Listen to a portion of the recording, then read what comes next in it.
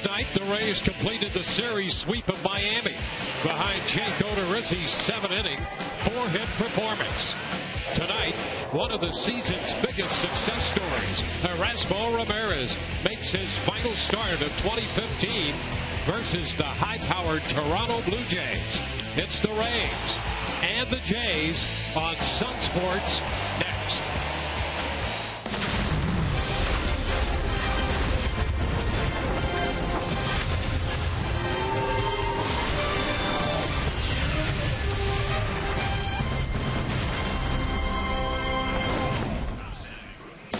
Tonight at Tropicana Field, the final series of the regular season will begin as the Rays will play host to the American League East Division champion, Toronto Blue Jays.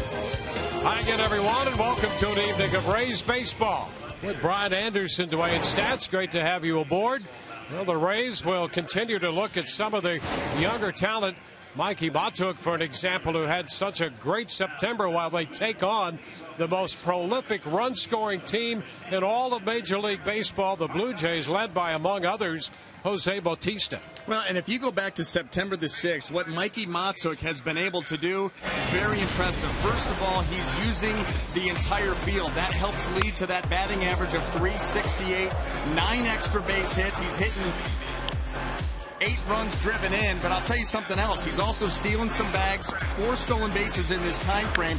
We always have known Mikey Matuk to be a streaky hitter, but the one thing that's been impressive amongst this hot streak is the ability to make quick adjustments, and that will bode well for the future in continuing to be productive for Mikey Matuk. And speaking of productivity, what about Jose Bautista in the last 35 games?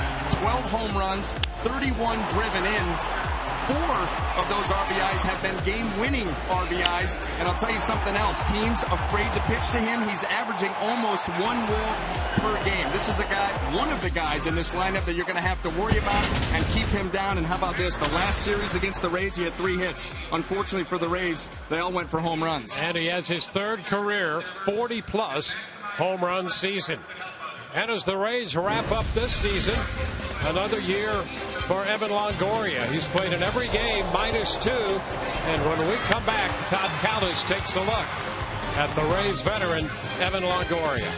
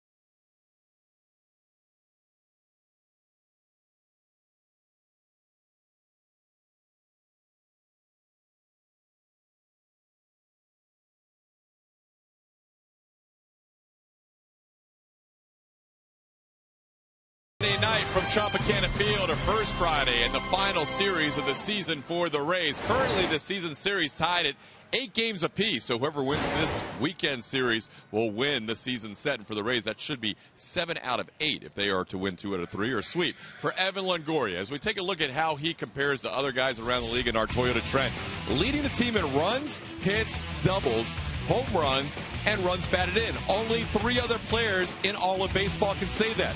Pretty prestigious company with Josh Donaldson, tonight's third baseman, opposing Evan Longoria, Adrian Gonzalez, and Bryce Harper in the National League.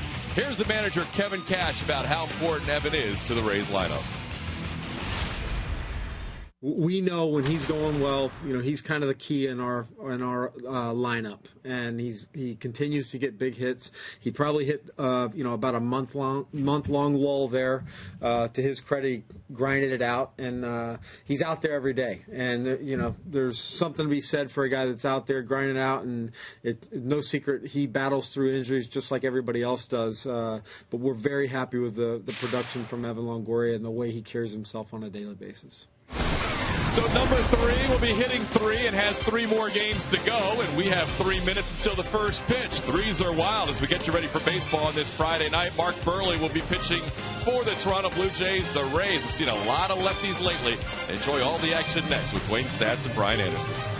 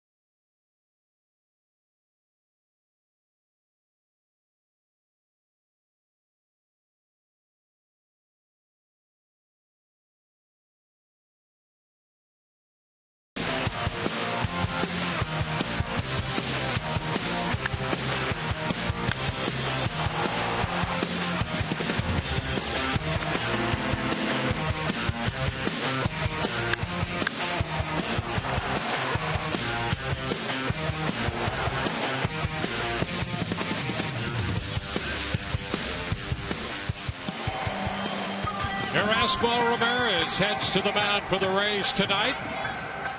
The Toronto Blue Jays looking toward the postseason. The Rays have a more modest quest, and that is to try to get to the 500 mark before this season is over. The Rays come in 78-81 with 3 left against this hard-hitting Toronto Blue Jays lineup. And here is the lineup presented by your Southern Ford dealers. Ben Revere was going to lead it off in left, followed by Josh Donaldson. Jose Bautista hits third. Edwin Encarnacion at first base, the cleanup man. The DH is Chris Colabello. Russell Martin will catch. Troy Tulowitzki in the lineup tonight. At shortstop, Kevin Pillar hits 8th and plays center field. And at second base, Ryan Goins. Well, and tonight, Erasmo Ramirez looking to make a clean sweep through the American League East with quality outings. If you go back over his last 3 starts, you've got the New York Yankees, no earned runs in 7 2/3. The Baltimore Orioles, 2 earned runs in 7 innings. And then his last start against the Boston Red Sox, 2 earned runs in 7 innings. You can see he's been getting deeper into games and throwing the ball very, very well here for the Rays. Wants to finish up strong. Let's take a look at the defense and see how it's going to line up behind them. Brought to you by BMW, a completely different look for Erasmo and the Rays. Joey Butler, Brandon Guyer, and Mikey Motzuk left to right in the outfield. And across that infield, third to first, how about this? Tim Beckham as Drupal Cabrera, Nick Franklin, and Richie Schaefer with Luke Maile behind the plate. And at the third base spot tonight, Tim Beckham with Evan Longoria serving as the designated hitter. There was some talk of Logan Forsythe being in the lineup tonight, but he continues to be bothered by that bruised foot. So Nick Franklin is in there at second base.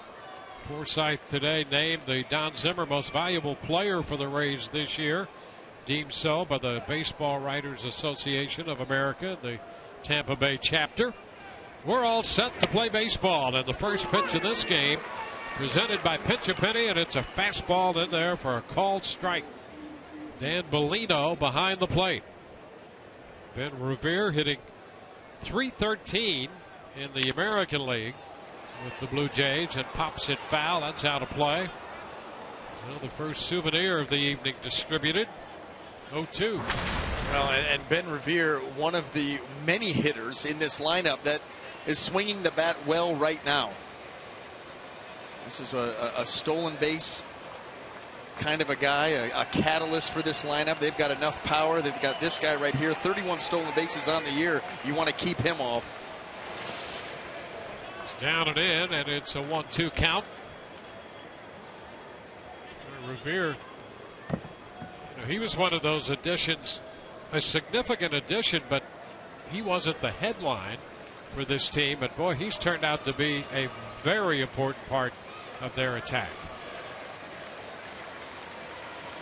And really on both sides of the baseball. That's a base hit into center field. Revere's aboard. Well, that's what he does. I mean, that's now he's hit safely in 10 of his last 11 games, swinging the bat well. Now he becomes an instant stolen base threat, although running on Erasmo Ramirez is not easy to do. And as you mentioned, that has shored up the defense out in left field and really helped out the Toronto pitching staff. You know, that's one part of their club that is so much better now than it was early in the year. They're such a good offensive team that gets so much of the limelight. But this is a much better defensive team than the one we saw in the first half. And you go back to July the 29th, and that was the first game that Troy Tulowitzki played for the Blue Jays, and their team ERA is 3.36. Josh Donaldson lines it to third. Quick throw to first. Safe the call. Back in there ahead of the throw from Beckham over at third base. Donaldson, boy, he hits the ball hard. That ball caught Tim Beckham as much as he caught it. Boy, what an absolute missile. But Tim Beckham, not only with the catch, but then look at how quick on the throw. Aware about Ben Revere being over there. You got a chance to double him off. He throws flat-footed, but still, I mean, really, that's all he could have done. That was awfully close, and Revere able to sneak that hand back on the bag. It was hit so hard, Revere didn't have time to get that far off of first. Here's Jose Bautista.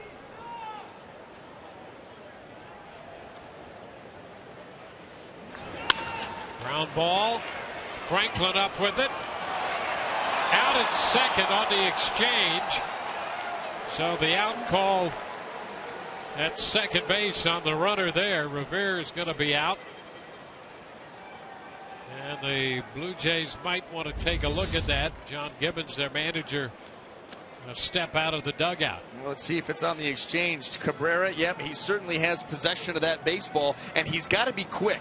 And so that's why he's immediately going to flip that ball out of the glove and into the hand, and it is a little bit wide, so that was the right call. Rivera forced at second. Bautista becomes the runner, and the hitter is Edwin Encarnacion.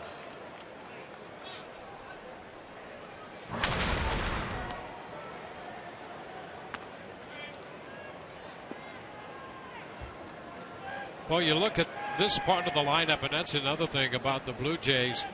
They get into dangerous territory in a hurry, with Donaldson hitting second, Bautista third, followed by Encarnacion, the cleanup hitter. So it's off to the races in a power mode in this lineup, and that happens quickly. And as we keep eyes on other games, you know, how many times have you seen the Blue Jays jumping out to a quick 2-0, 3-0, 4-0 lead in the first inning? And that's exactly what this offense is designed to do. And there's not a whole lot of drop-off, even as you move down through the middle and towards the bottom even.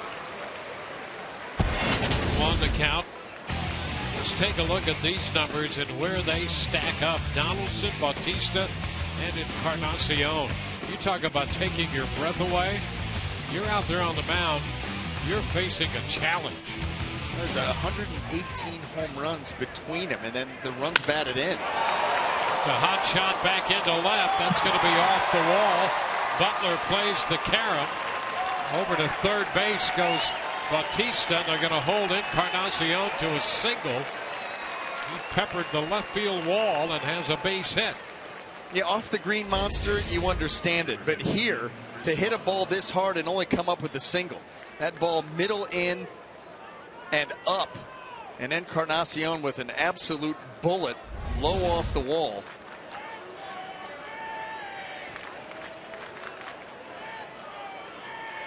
Well, they say hitting is contagious, and in a way it is. I mean, you get a good hitting lineup, and it helps hitters who, if they were in a lesser lineup, might not be as productive. So everybody starts hitting. There's Chris Colabello, the DH. And he's swinging at that first pitch. The fastball fouls it out of play.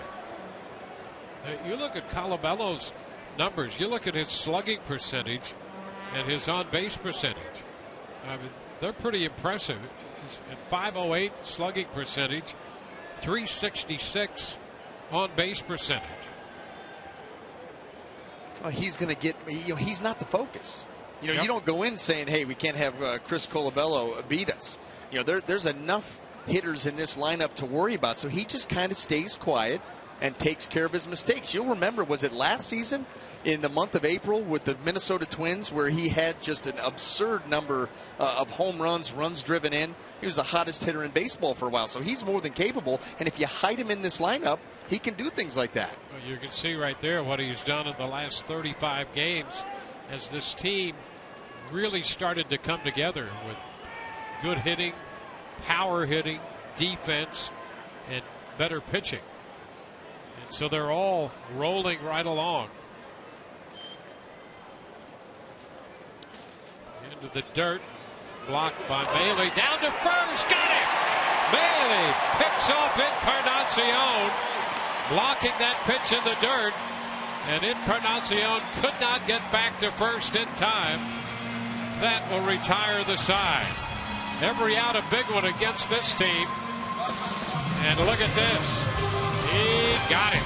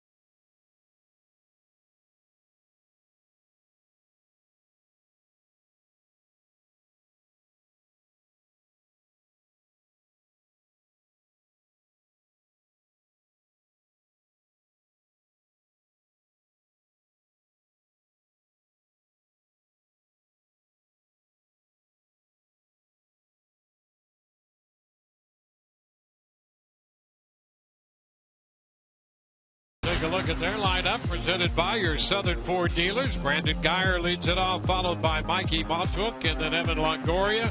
Asdrubal Cabrera, Joey Butler, and Tim Beckham down the middle in front of Richie Schaefer, then Nick Franklin and Luke Bailey. Mark Burley, and he hits Geyer. He just gets that right out of the way on the first pitch. 22nd time Geyer has been hit by a pitch this year. And he just does not give up any ground, and it sometimes will twist right into a pitch that's close to him. That looked like it was a cutter by Burley. That was obviously in off the plate, not by much, but Geyer, take your base. Continues to add to that club record in that department. Mikey Motuk takes a strike. Motuk with a couple of home runs off Mark Burley. Which is down 1-1. Motuk got the Rays on the board in the third inning of the game. The Rays saw Burley last Sunday, the 27th, up in Toronto, in a 2-run home run, and that followed Geyer, who was hit by a pitch, and then a couple pitches later, Motuk hit one out. 2-1 the count to Mikey. Now 3-1. 7 home runs on the year for Motuk. 292 overall. Under it, he skies it to center. Pilar backing up in center field. Makes the catch. Geyer tags, starts to go and stops, and he'll hang on at first.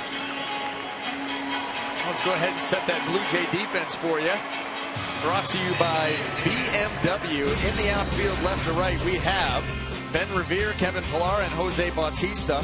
And then across the infield, third to first, Josh Donaldson, Troy Tulowitzki, Ryan Goins, and Edwin Encarnacion with Russell Martin behind the plate. How about Evan Longoria? How about Tulowitzki's day? Going to participate in a simulated game this afternoon. Face David Price a couple of times, some minor league pitchers a few times, and then declare yourself ready to go. And John Gibbons said, "Fine, then you're in the lineup."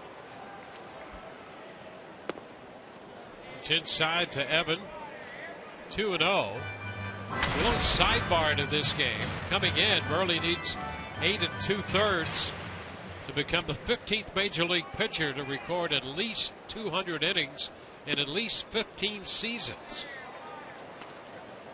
He has 1 out, and he's behind Longoria 3-0. So he needs now 8 1/3. The other 14 pitchers who have done that, all in the Hall of Fame. And so the sidebar being, can he get that? And if he doesn't, there's a chance he could come back and pitch here on Sunday. They're entertaining that idea. Well, obviously 8 2/3, you started thinking complete game. He does have 4 of those this season. Ground ball short, stop Tulowitzki, Goins 1 over to first, and that's 6-4-3 on the double play. The Rays are out in the first. We go to the second, no score.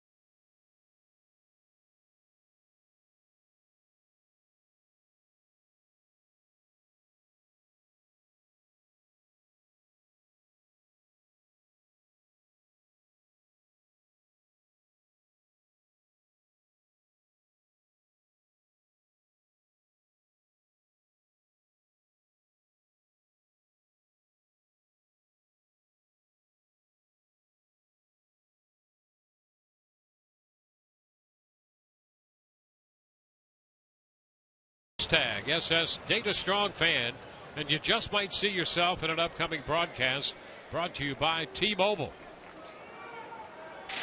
Chris Colabello, who was at the plate when the Rays disposed of Edwin Encarnacion at first.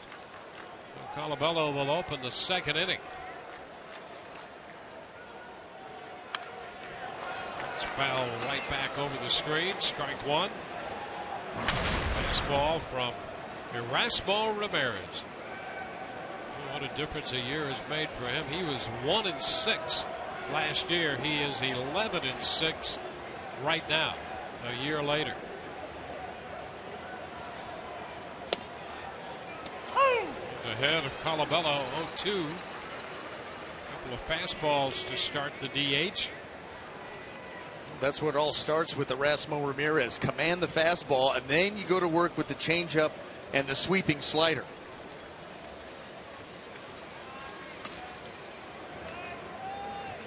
One and two.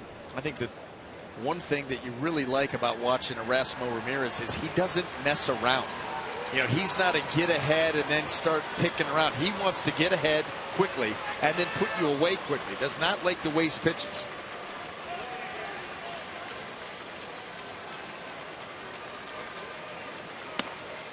Shoots the outside corner and misses with the fastball. And not by much. That was a good pitch by Ramirez, and either right on or just off the corner. Does not get the call, and absolutely could have. That's a very good pitch right there.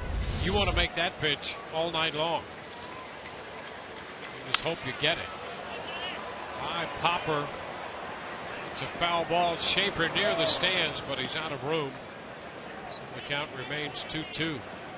Yeah, you don't want to have to give any more of the plate to this lineup than you absolutely have to. And so that pitch that was on the corner called the ball. You'd really appreciate getting that pitch. You need to be rewarded for a location like that. Dan Bellino calling the balls and strikes tonight.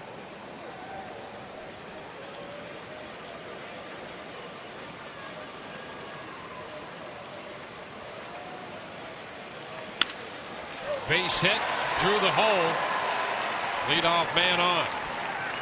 The changeup stayed up just a little bit, and Colabello was able to keep his hands back. The body initially fooled, the hands stay back, and that allows him an opportunity to make solid contact with this pitch, and he does that and finds a hole at the same time.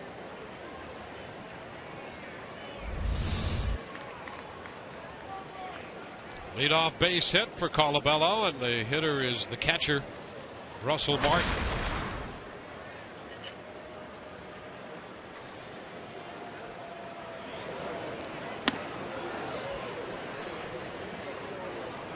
One ball, no strikes.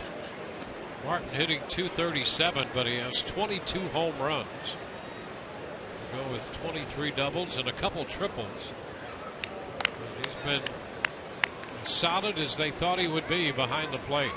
An important part of this team. 1-1. And where he doesn't give you a whole lot as far as batting average goes, he more than makes up for with production. As we saw the home run and RBI totals. Another potent bat in this lineup.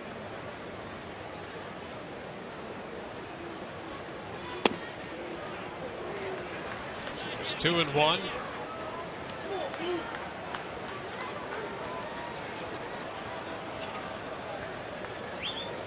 Ramirez gave up a couple hits in the first. No runs. They left a man.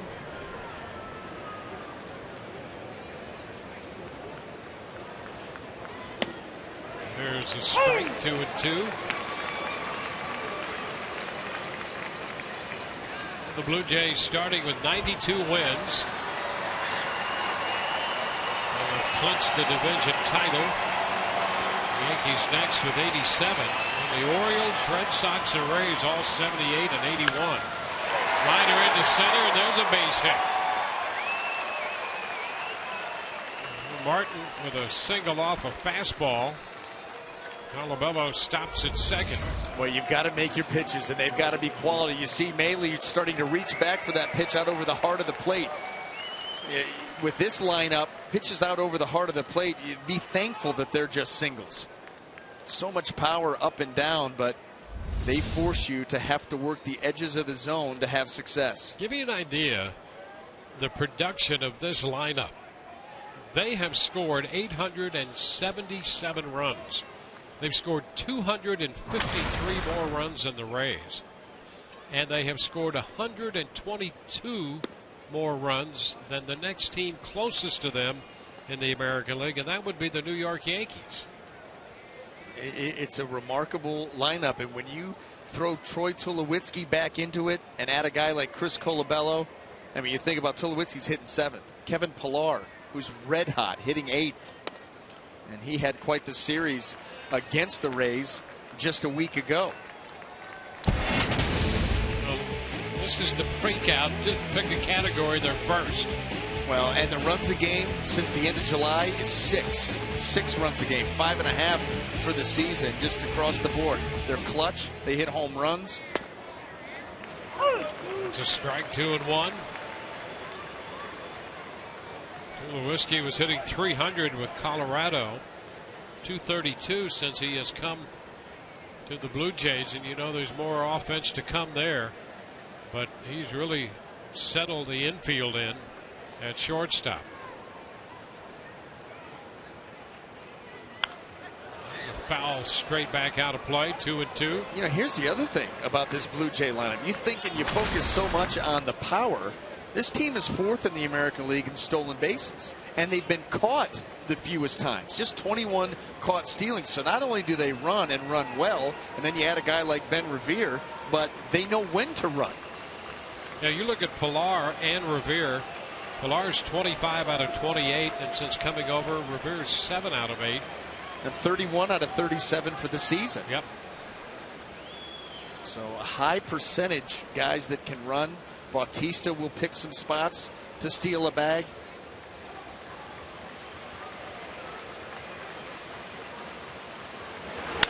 Tulowitzki lines it into right. Matuk is there. Runners will hold at first and second. He'll be there with 1 out.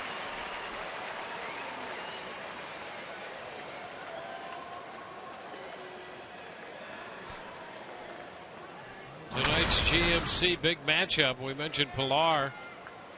Over the last 7 games, a 7-game hitting streak, he's batting .593. He has 12 home runs, hitting 8th.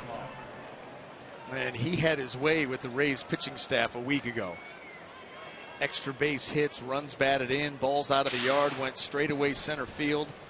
He really gave this pitching staff fits, and now he hides out in the 8-hole.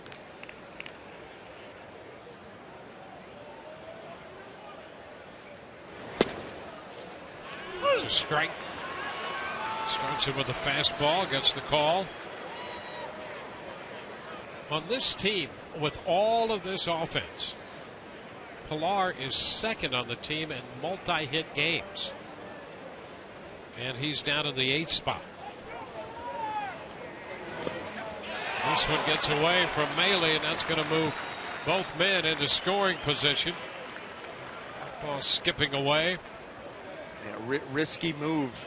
You've got a breaking ball. We know that Erasmo Ramirez sweeps that thing down and away, and Maile, you can see him reaching. The body one way, the glove the other, trying to backhand. That's a tough pitch to backhand. A wild pitch charged, and Jim Hickey's paying an early visit. Well, maybe seeing something mechanically going on with Erasmo right now. Some hittable pitches in this inning, even the ball that Tulowitzki lined out to right field, and now you've got trouble. You've got 2nd and 3rd, less than 2 outs.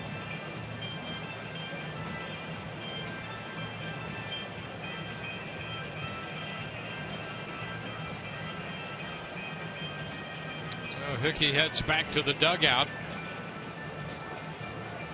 Blue Jays threatened in the first. They admitted 1st and 3rd with 2 outs when Encarnacion was cut off first.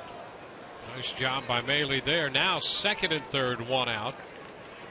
And 1-1 to Kevin Pillar, and the pitch is foul. Yeah, that'll be the key for Ramirez. Now he's got 2 strikes. Maybe you start thinking about climbing the ladder a little bit. You think about sweeping the slider, but you know that Pilar in this situation is going to be aggressive. He's looking to swing, and he's got to protect now, so he can start to expand that zone a little bit.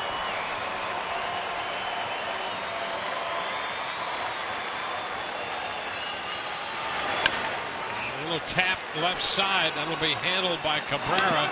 They get the out at first, and Colabello scores, so the wild pitch cost the Rays there. And the Blue Jays take a 1-0 lead. Well, that's why when you play the Toronto Blue Jays, all facets of your game have to be fundamentally sound. And if they're not, if you give this team extra opportunities, if you allow base runners to move up, to get to third with less than 2 outs, you run the risk of opening the door for this Blue Jay team to score runs. They can do that on their own. You don't need to help them. Goins hitting out of the 9th spot. His average is .252, but over his last 50 games, .295. They've all started to hit here in the last couple of months.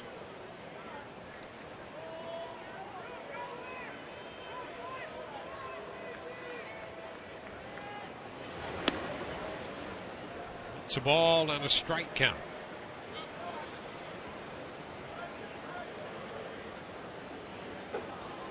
Erasmo coming off a win Thursday against Boston a week ago yesterday. We beat them 4-2. Down 1-0 in this game. 7 innings in that game. Gave up the first inning home run to David Ortiz and settled in nicely for a 92 pitch evening. Yeah, how efficient. 92 and 7. It's really been the story, one of the stories of his season.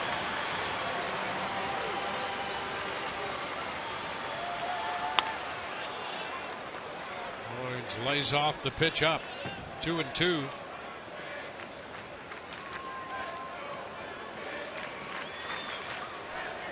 Ben Revere on deck. It can be draining trying to go through this lineup time after time after time.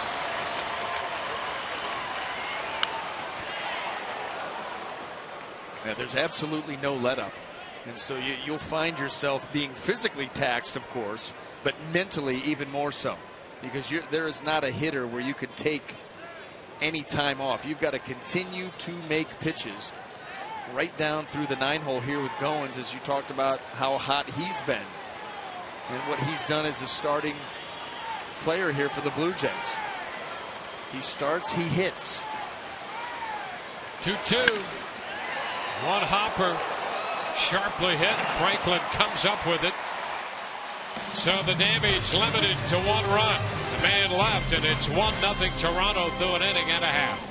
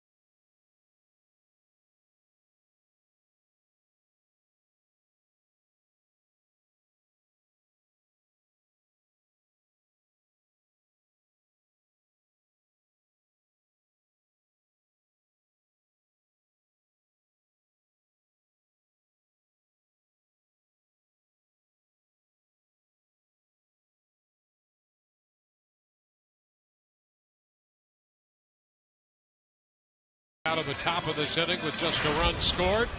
Family fun day. The Rays host the Blue Jays Sunday, and kids 14 and under get the Halloween mask, the Raymond Halloween mask, while supplies last. Call 888-FAN-RAYS or visit RaysBaseball.com for more information. Asdrubal Cabrera batting from the right side against the veteran left-hander Burley. That's a foul ball out of play.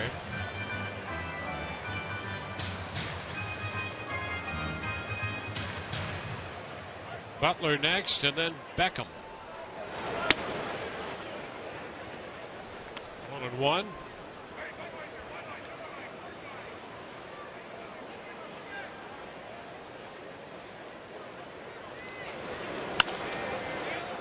Inside a third, foul. You know, you've got to completely recalculate when you face a guy like Mark Burley. And I shouldn't even say a guy like Mark Burley, because there's no one like him. You almost have to treat him like you do R.A. Dickey and make sure that you stay back. It's so tough to do that with his fastball topping out in the low 80s. Liner the other way. That'll stay up, and Bautista makes the catch. One away. Yeah, there's no one quite like Mark Burley, and in that way, you're absolutely correct in that he's like Dickey in that way. He's obviously not a knuckleballer the way R.A. Dickey is, but he's certainly unique. You've got to stay back and let that ball get to you. You're so geared with a traditional pitcher to be ready to have to pull the trigger quickly. With Mark Burley, you can't do that. Look at the range, 67 to 82. You've got to be patient, and you've got to be able to stay back. If not, it's going to be a long night for you. And Mark Burley, a master at getting you off kilter. It's a soft liner off the glove of Tulowitzki and into shallow left. Sounded as if Butler broke his bat. That pitch in on him, and he got just enough of it to get it just off the glove of the shortstop for the Blue Jays, and there's a base hit. And I'm sure Troy Tulowitzki is not real happy with himself. He holds himself to a high standard, not only at the plate but in the field, and had a good chance to make this play. Tall shortstop makes a nice attempt, but that ball right off the top of the glove, just off the fingers, and falls harmlessly into the outfield. So Tim Beckham, who's in the lineup at third, faces the left-hander and hits a little popper on the right side. Goins is going to make that catch. 2 gone. And you take advantage of an aggressive hitter, Mark Burley, with that little cutter, and that cutter's in the upper 70s, and he's able to jam Tim Beckham. Now Beckham came in 4 of 8 against Burley, but Burley got the better of him there. Well, we saw that same way that he tried to start Brandon Guyer the same way with a cutter in. He just cut it a little bit too much. Brandon Guyer took it off the hip and went to first base, but he's trying to crowd these Rays hitters to keep them from getting full extension. Tried to do it again right there to Schaefer. He gets a strike. Schaefer hitting 179, 4 home runs. There's 12 hits, 4 home runs, and 2 doubles. 1 ball, 1 strike. And the one thing that Mark Burley can do is make adjustments, and this is his 4th start against the Rays this season. So giving him a little bit different look here early. He's ahead of Schaefer. Schaefer's had 67 at bats, 29 strikeouts. He's going to strike out, especially with the big swing. He's a power guy, and with that comes the strikeout. 2-2.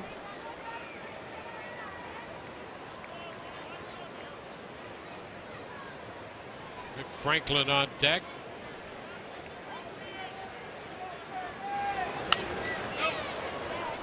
Foul back. Pitch moving in on him. Everything this at bat has been designed to be in, whether it's the cutter or just the regular standard fastball with a little bit of tail to it. Now it's 3-2. Breaking ball there. And that was a good take there by Richie Schaefer, because that was a pretty good pitch by Burley. He spun that curveball 68 right on top of the plate. And now you get Joey Butler off and running here.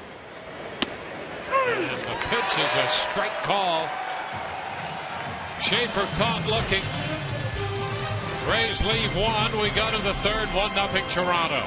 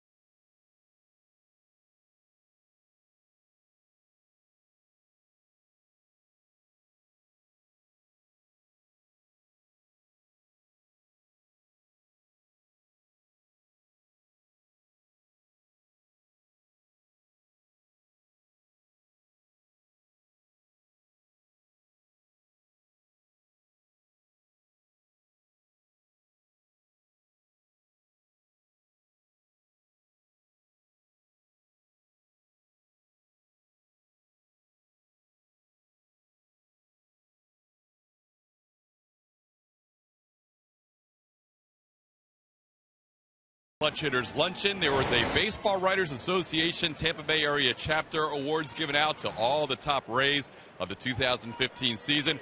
Dwayne mentioned earlier, Logan Forsythe, congratulations. The prestigious Don Zimmer Team Most Valuable Player. Nathan Carnes wins the Rays Rookie of the Year for 2015. And the Paul C. Smith Champion Award goes to Chris Archer for his ability not only on the field, but in the community and dealing with the media as well, guys. All right. Top of the order here in the third. Ben Revere takes a strike. There are the award winners, deemed by the local chapter of the Baseball Writers Association.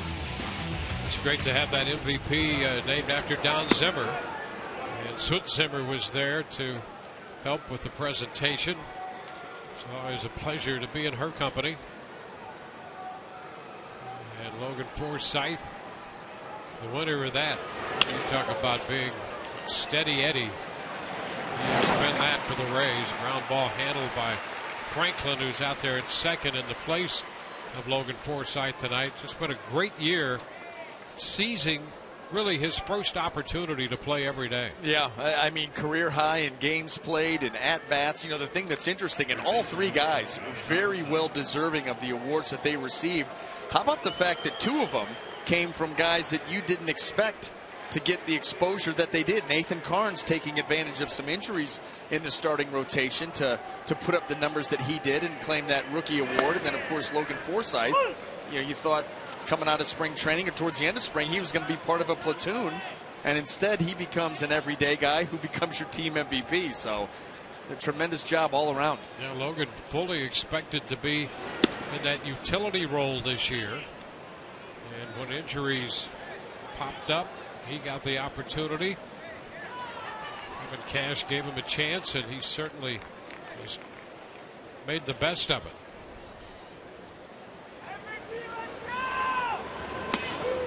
Inside to Donaldson. Donaldson hit the ball extremely hard his first time down to Beckham at third. Well, with this guy at the plate, everybody has to be heads up. No, he does not get cheated. You saw the numbers. The production speaks for itself. Strike. I'll tell you, he hits the same way he plays third base. That's why he's such a good third baseman. And such a great influence and impact on this team. Yep. You know, he brings that grit to this team. Plays the game all out all the time. A little bit low right there. Well, he delivered last Sunday, and that left both of us looking at each other, thinking that could be his signature on an MVP season. That's exactly, I think, what it was. I don't know how you could go in any other direction. And, you know, they always talk about that in football. What was his Heisman moment? Well, as far as MVP moment goes, you're coming down the last week of the season. 2 outs, bottom of the ninth, in the last home game in this special year for the Blue Jays, and he does that. Well, that should be it.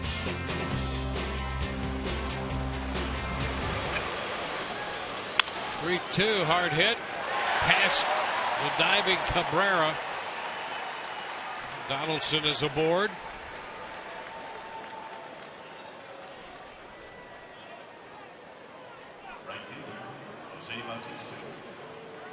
A 1-out single. Here's Jose Bautista. I mean, you look at this lineup, the number 2 hitter Donaldson, 41 home runs. Bautista with 40. Behind him, Encarnacion has 37. Your weak link. Yeah. Has 37. I mean, scary numbers. Yeah. Well, they hammer mistakes. You know, some teams, you make a mistake, guy hits a single, a double. You make a mistake to the middle of this lineup, and it's going a long way. High fly ball into left. Butler is there to make the catch. So Bautista out in front on the changeup. Skies to left. You know, such an aggressive team, and what you hope you can do is take advantage of that with off-speed stuff. Well, and you know, that's what a lot of teams do, and they get wise to that. You know, teams shy away from their fastball against this lineup. Well, they're a good fastball hitting team. Well, who is it? Every big league hitter loves the fastball, but if you locate it, you can still have success with it. But so many teams, they shy away from that pitch. They start spinning stuff, and all of a sudden, you know, you're going to hang one. And you hang that, and they just go to blast it. And that's just the way it goes. I mean, teams pitch against this lineup, and they pitch scared against this lineup. And trust me, those Blue Jay hitters down in the dugout can sense that. Immediately. 1-1 the count on Encarnacion, because let's face it, they're used to seeing pitchers on the ropes, because almost from the get-go a pitcher can feel as if he's under fire out there. Try to be too fine. You put yourself in bad counts. You shy away from the fastball. Remember when Cito Gaston took over? You know, Dwayne Murphy here is his hitting coach, and he turned them loose. He wanted them to be aggressive. And through the years, they lost a little bit of that. Now it's back almost 2 or 3-fold as aggressive as this team can be. And with the power, just packed all in that lineup. You have that fear factor where they have already served notice, and as a pitcher coming in to face him, you know you've got to be, the pressure goes up. You know, we talk about Kevin Kiermaier and the pressure that he puts on a defense because of his speed. This team puts pressure on pitchers to have to make perfect pitches all the time. At least that's what they think in their mind. Yep. And so, walks. Yeah, and this is the one thing, you know, when you go back over Erasmo Ramirez's last 3 starts, all against AL East teams, you know, 21 2/3 innings, 2 walks. That's not been part of his game. I mean, he's a guy that goes out there, attacks the zone, and gets quick outs. But this team will force you to the fringes. And, you know, that's really been, if there's a secret to his success this year, that's been it. For Ramirez, he has become comfortable doing that, using that fastball to set up the off-speed stuff. Down to third, past Beckham, and Cabrera's there to make the pickup and the throw to first to get Colabello. 2 left, no runs, 1-0 Toronto through 2.5.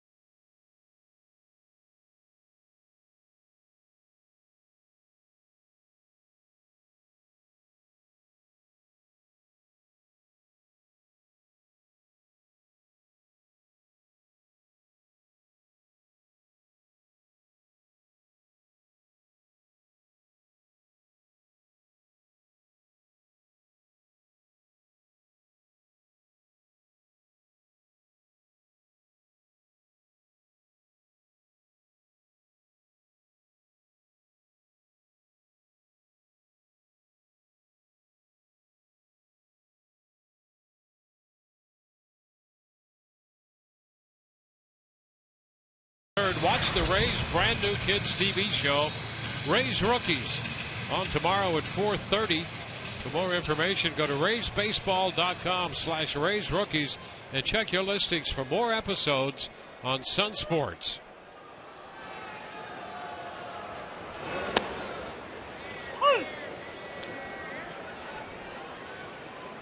Rick Franklin hitting 8th. 1-1 to count. Franklin, Maley, and Geyer against Mark Burley.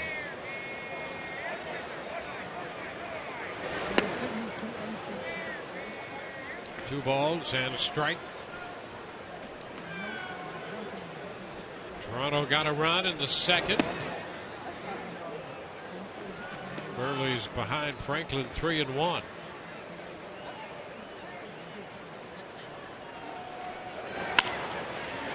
Ground ball by the mound, and going to second makes the play.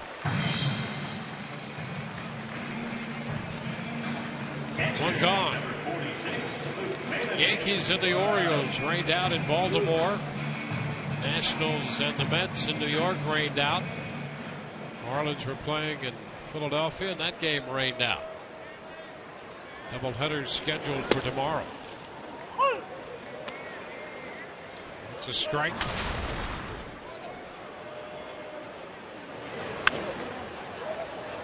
And a play, 0-2.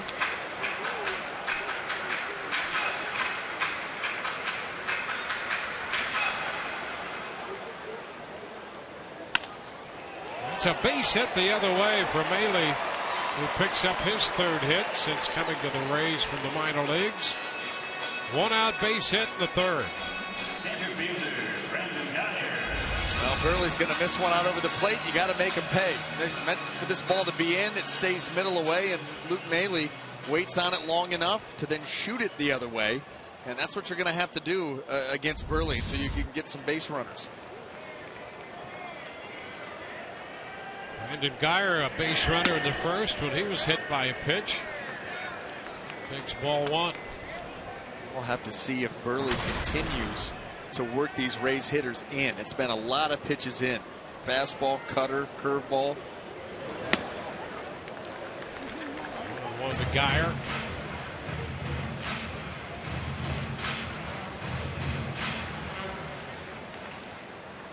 It gives you that fastball in the low 80s, sometimes the mid 80s, but not all that often.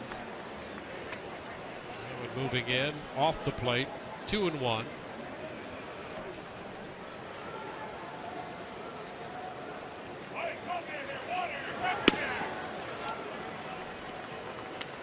Three balls and a strike. This is where you still have to be patient. You know, think about a hitter turning it loose here, 3-1. Mark Burley does not give in 3-1. He will still try to make a pitch. And there is ball 4. Geyer draws the walk. 2 men on with 1 out. Tonight's timeless moment brought to you by Coors Banquet. And it was Mikey Montauk. First big league hit. A home run connecting in Toronto on April the 15th against Mark Burley. He has 2 hits this year off Burley, now in 4 at bats, and both have been home runs.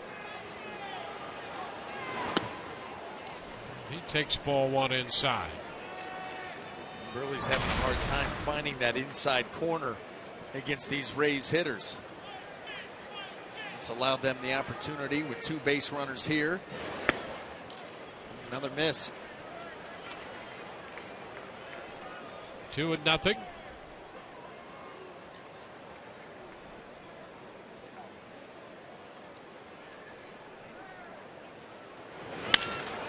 Fly ball lifted into center field.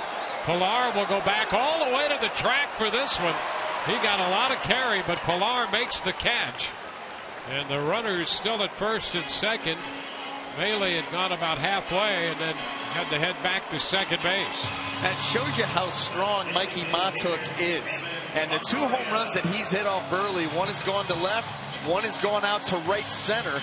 That was up at Rogers Center, and that was a changeup where Montauk was way out in front.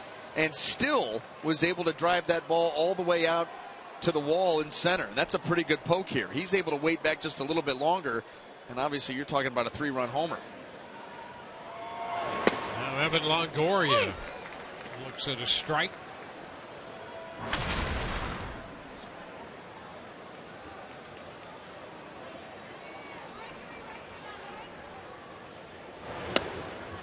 Throw back to second base, and back in standing Maley. And Russell Martin may have cost Mark Burley a strike right there. Coming out of his crouch quick to make that throw down to second base. That looked like a pretty good pitch from Burley, but you didn't give Dan Bellino an opportunity to get a good look at it.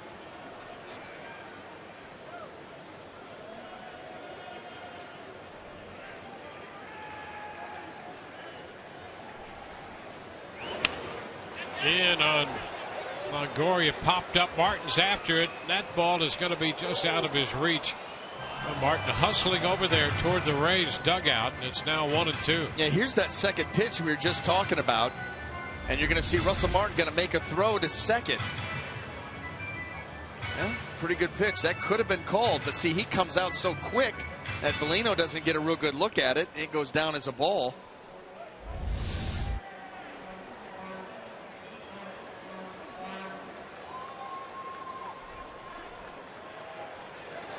1-2, ground ball backhanded by Donaldson at third, and he throws a strike to first to retire the Rays, who leave 2. No runs, a hit, a walk, and 2 men left on base. And here's another look at Donaldson's handiwork, backhanding back of third base. 1-0 Toronto.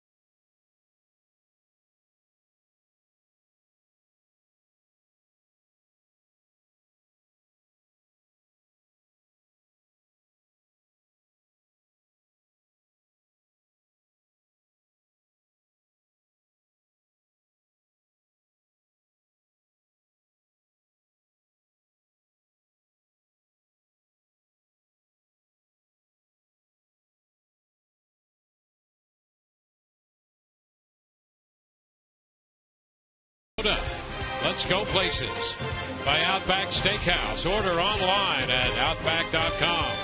And by Morgan Auto Group. Make Morgan, we make it happen. Toronto got a run in the second inning, driven home on a ground ball by Kevin Pillar. They come into bat in the fourth and send Russell Martin leading off against Erasmo Ramirez. The pitch is a strike.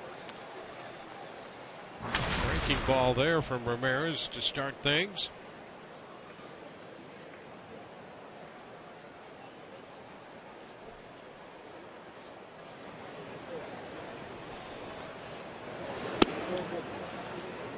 It's 2 wide. 1-1. Yeah, interesting when you look at Erasmo's breaking balls. You know, the curveball more of a slurve than it is a curveball. High fly ball to center. Geyer waiting for this one. He's got it, 1 away. And when you look at his slider, it's more of an oversized cutter than it is a true slider. You know, it's got more side-to-side movement. He throws it hard in the mid-80s. But I'll tell you what, he knows how to manipulate that ball around the strike zone, and he, you know, his arm angle is what really lends itself to the break on those pitches. And then you get a little sink running action with the fastball. Same thing with the changeup. A lot of pitches that can be very effective. Troy Tulowitzki, chopper down to third, but it's a foul ball off his foot. And not fielded. Ball appeared to hit a little divot and kick back the other way, and it just rolled past Beckham. Oh yeah, got him right off the ankle, as if he didn't have an, just coming back from injury as it is, and you pound one right off your foot.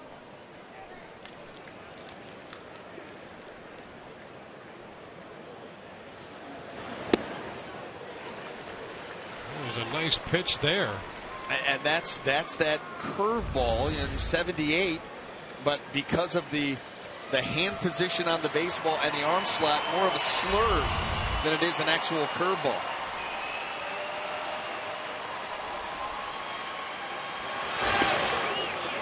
This one wide. 1 ball, 2 strikes. A couple different breaking pitches for him, then the changeup and the fastball.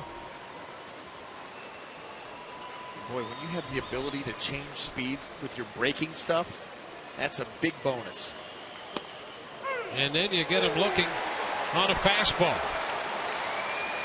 Strike 3 call. Well, you've been messing around with him with the breaking ball at 3 different speeds. And then all of a sudden you get him thinking about that, and then you pop 92 right on the corner. It's nice to get that call out there. Bellino, and we saw earlier a couple of pitches out there that he didn't give. And you're really going to have to work the corner. He's not going to give you much away to that right-handed hitter. And so that's an important call right there. Fastball and a strike to Pilar.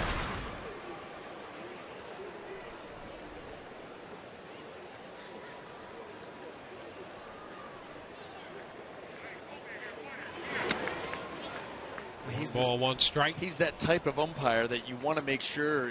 You'd love to have a pitcher out on the mound that will throw pitches that appear to be strikes, and then have that late movement that take it just off the plate, just below the zone. That's where you'll get your swings out of the hitters. You're not going to get the call, but you need them to swing at it. High fly ball, center field.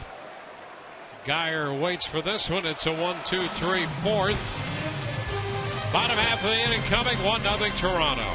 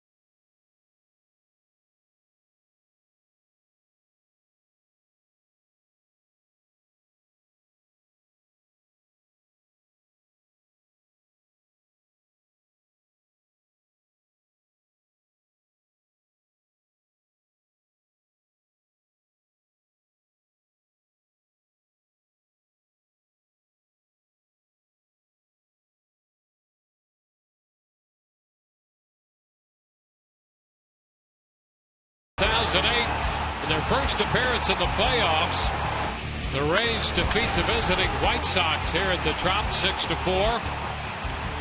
Evan Longoria, a rookie, joins Gary Gaetti, who in 1987 also became a player to homer in his first 2 postseason at bats. He was the first, and Evan Longoria the second. As Jubal Cabrera lifts a high pop-up foul, that's going to be out of play.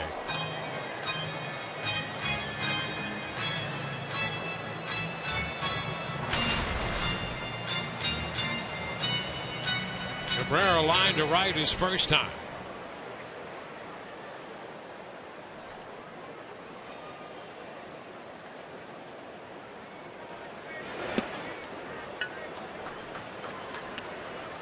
Butler will be next, and then Beckham.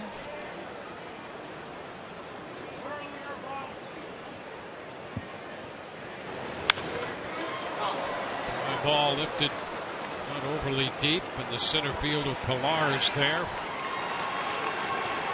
One gone. Rays facing 36-year-old left-hander Mark Burley.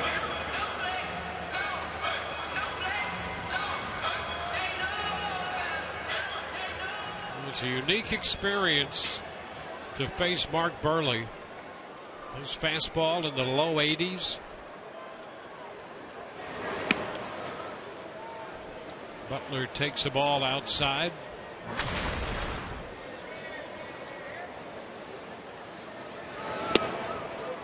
And he has Butler out in front. And that's exactly what he wants. He wants that more than anything, and then he wants to get you flat-footed and be able to get something in on your hands, that fastball or the cutter.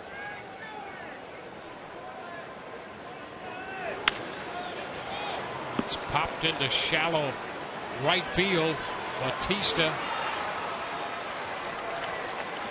Well, you know, regardless of whether you, I guess, throw 90 or 80, you can still go back and forth, and he does. And pitching, really the very essence of pitching is to mess with and screw up the timing of the hitter. Yep. And how many awkward swings have we seen? Because everything's out of sync with the Rays hitters right now. You know, the front foot gets down, the hands stay back, the body's moving. You've got an all-arm swing and a weak little pop-up, or a ball that gets in and jams them, and they're not quite ready to pull the trigger, and so it eats them up in a soft little pop-up. Out in front, reaching, ground ball to short. I mean, we've seen it all night here. And he does it 82 with the fastball, maybe 73, 74 change. Just keep you back and forth. You want to know the kind of guts you have to have I know. when you're going to go out to the mound and you know that your best bolt's 82, Yeah, and you're not a knuckleballer. It's pretty remarkable, actually. Yeah. It really is. I mean, you hate to see him, and he's had the ultimate success against the Rays when he was with the White Sox. But it's really amazing to watch him pitch. He's just a master. He's just never going to give in. No, he's not going to throw that 3-0 pitch out over the heart of the plate. Not by design. He wants to make a pitch every time he delivers the ball, and he's good enough to do that. Mechanically sound. He limits walks, controls the running game, makes pitches. And a short for Nowitzki's throw. Takes care of Beckham. That fastball in on him at 83. We go to the 5th, 1-0 Toronto.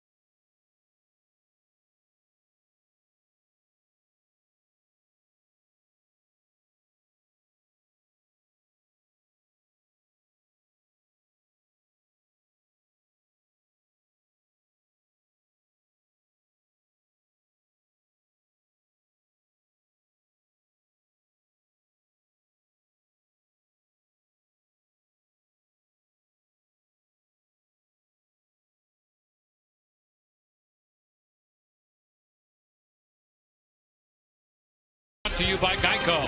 15 minutes could save you 15% on car insurance. Visit us at geico.com or call 1-800-947-AUTO. And by Checkers, Epic Meals, Epic Deals.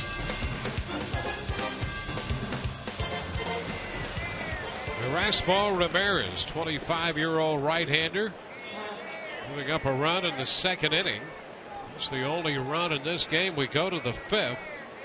Ryan Goins hitting ninth. The second baseman for the Blue Jays leads off. Then Revere and Donaldson to follow.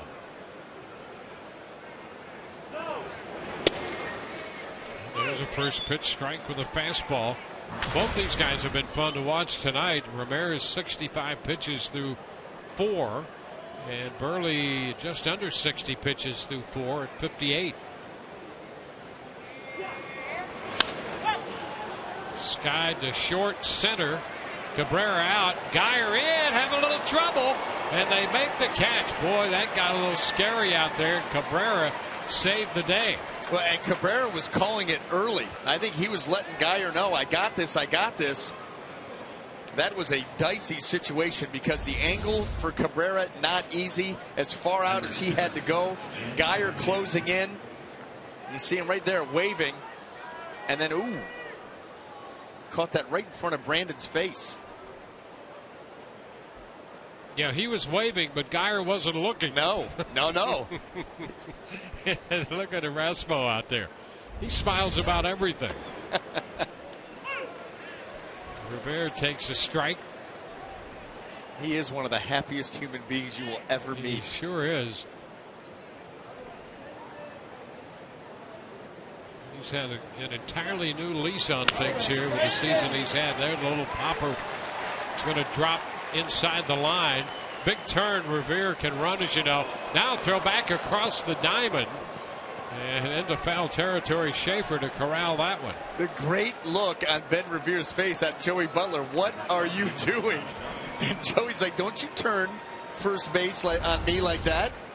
Well, this ball running in on the swing of Revere, and he's jammed, but able to push it out over the head of Tim Beckham. And then Joey Butler just comes up firing.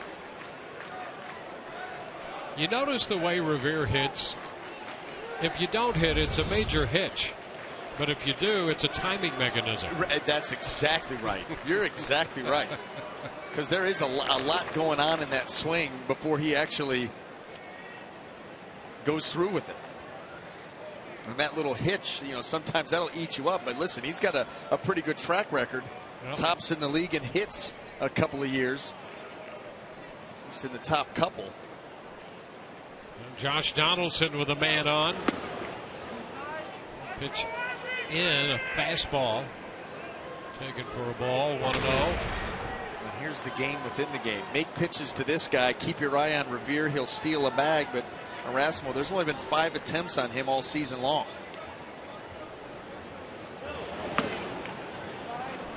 And again, 2-0. Now you can see with that delivery out of the stretch, there's not a lot of time wasted in that delivery by Ramirez to the plate. No, and that's really good. You know, 5 stolen base attempts, and at this point, over 160 innings now from a right-hander. It's outstanding, and that pretty close. Yes, it was. 3-0. Just couldn't get the call. See, there's one at the bottom of the zone. You'd love to get that one. Especially against this lineup, you want every strike that even resembles touching the zone. Especially if it is. Yeah. I don't need anything extra. Just when it's a strike, call it. And see there. Same pitch. Yeah. That's a strike. It's the same pitch. Donaldson took a walk toward first. Look, it just covered the third pitch of the at-bat. What's your 3-0 theory? Over to first. Back in is Revere. It's easier to get a strike 3-0 than any other count. It's empirically based right there.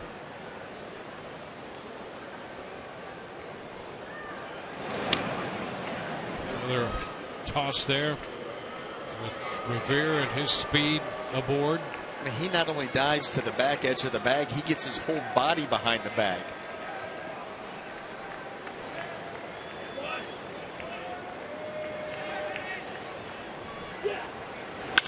Ground ball through the hole. Revere goes to second.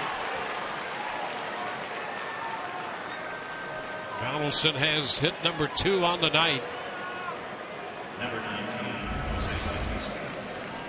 Now this ball just above the knees, but Donaldson, such a vicious cut. He just hammers that ball, and really, Beckham, Cabrera barely had time to get out of their stance. Try to make a play on that. Now 2 aboard, and you get into the territory of Bautista and Encarnacion.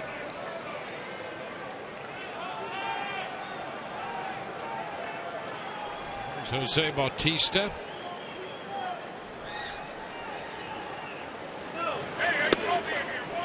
That's a strike on the fastball.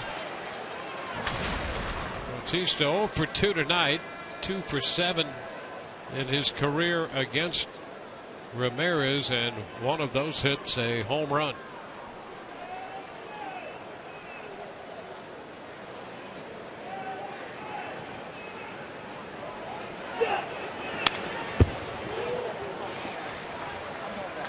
Strikes.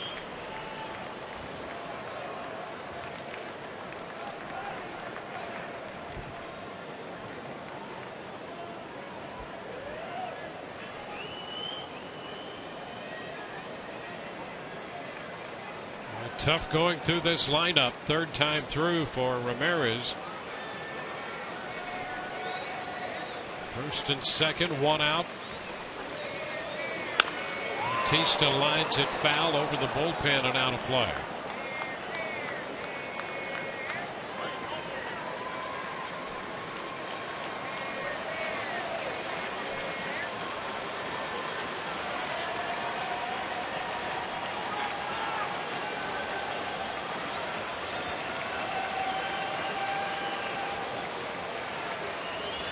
Into the dirt, stopped by Maile. And that was a great stop, because that pitch was into the dirt shortly. You see it, a breaking ball, and boy, does he yank that well in front of the plate, and Maile is able to smother that. You remember the last time a wild pitch moved guys up. Blue Jays able to capitalize with a run on that.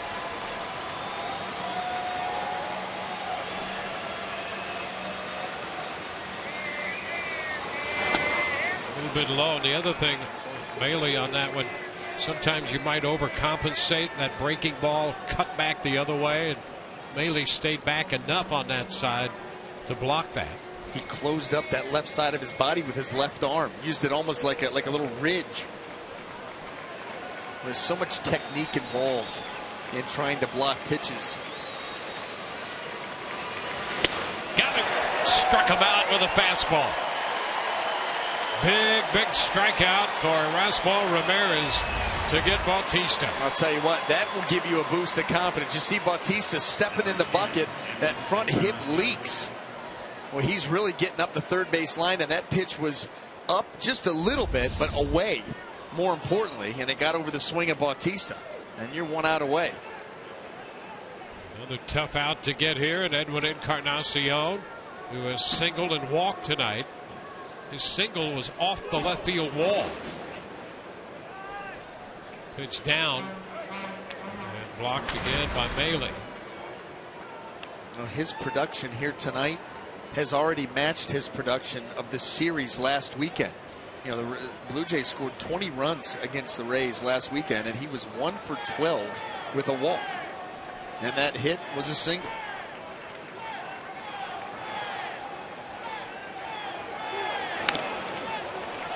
Ball 1-1. Could the Rays be so fortunate this weekend? Well, they're going to have to start pitching him a whole lot tougher from here on out, because he's already 1 for 1 with a walk. Dan Bellino, wake up call.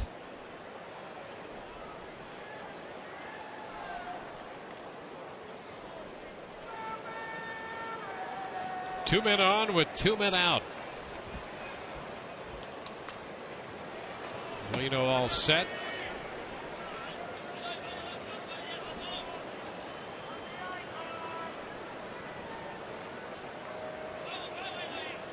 A run, 7 hits for Toronto, and 1 walk allowed.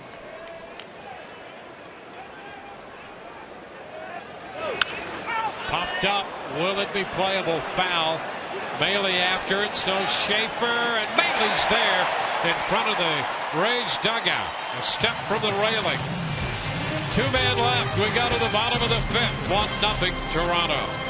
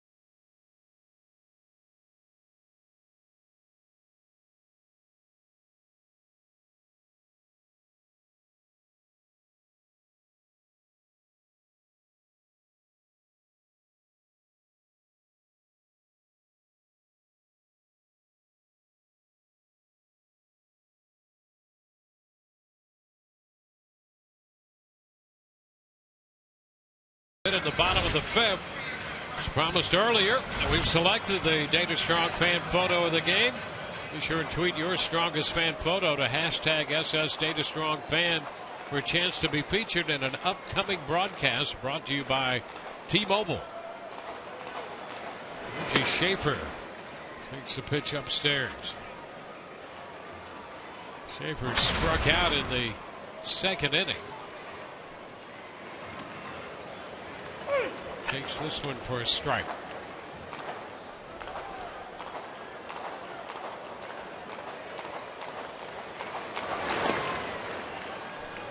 Pulls off that pitch. It's 1-2. He has been so used to being pitched in by Burley that all of a sudden he's like, you know what, forget this. I'm going to open up a little soon and get to that pitch just as he comes with the changeup. This one popped right side. Bautista on the run. Goins out there and actually overran it. Crowds it in foul territory, and at second base, Schaefer. So it's that one the other way. Little popper into shallow right, goes for 2. Boy, what a fortunate break for the Rays. A complete mishit, but just properly placed. You see Goins going a long way, and you're right, just overruns that ball. Got to it in time. Didn't come up with it. And with that little bounce, Schaefer's able to get out into scoring position here with nobody out. Nice way to lead off the inning. That'll go as his 3rd double. Here's Nick Franklin. Franklin puts down a bunt. Burley off the mound. Throw to first is in time, and over to third base goes Schaefer. So the Rays sacrifice Schaefer to 3rd. Yeah, that's how difficult it has been tonight against Mark Burley. You go ahead and play small ball. Burley, not a huge strikeout guy, so you get the runner to 3rd with less than 2, and now you're looking to tie this game up right now. Well, that's something the Rays have not done a lot of this year. They move Schaefer over to 3rd. Here's Luke Maile, who had a base hit his first time. Infield comes up. The pitch is in. 1 ball, no strikes. And he's got to be patient. Mark Burley is going to try to take advantage of your aggressiveness right now. Try to get a soft little pop-up, something weak off the bat. And there's a broken bat and a base hit in the left field. Schaefer trots home, and this game is tied. Little blue double, sacrificed to third, the broken bat base hit. And the Rays are even with the Blue Jays. Well, he made his pitch. He got poor contact. He blew up a bat. But Mailey's strong enough on the swing to drop it out there into left field and to tie this game up. Right there. Richie Schaefer, look out. So the run batted in for the young catcher. Bailey is 2 for 2. We go back around to the top of the order. Brandon Guyer. Pitch is upstairs.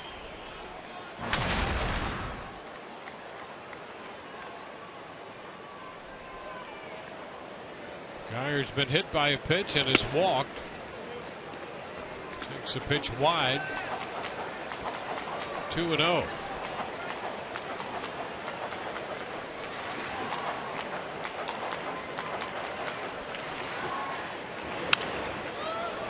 Pop back foul out of play. 2-1.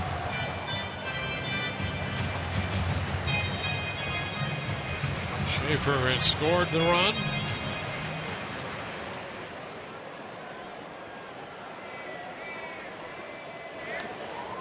And he's hit by a pitch again. Guyer's on for the third time. Another cutter, and he just took it right there. Hit for the 23rd time. Here's the technique. Get the front foot down and then a slight lean as you twist away. I tell you what, his legs have to be beat to pieces. I mean, 82 or not, those still hurt off the shin, off the side of the leg, and he just he has no fear. Does not body armor up and just continues to take pitches off the body. It's Mikey Matuk up there. Strike the count to him. A couple of fly balls to center. Putting a long one in the third. Sent Pilar to the warning track. Behind 0-2. When he would love another shot at that pitch. That was a mistake by Burley. Meant to be in, stayed out over the plate where Mikey could get extension and try to drive it, and he just missed it.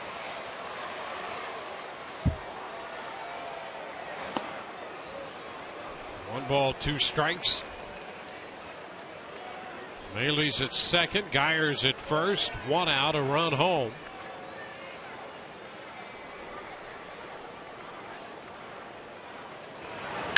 And a long one. Back into deep left. That one is out of here. Matuk takes it deep again. Off the bat of Mikey Matuk, his 8th home run of the year, his 3rd off Mark Burley. And that makes it a 4-run inning. You know, we've talked about this a number of times, but one of the things that has stood out to me about Mikey Matuk in this tour in September is the ability to make in-game adjustments at-bat to at-bat, and recognizing how many times Burley has come in on the right-handed hitters.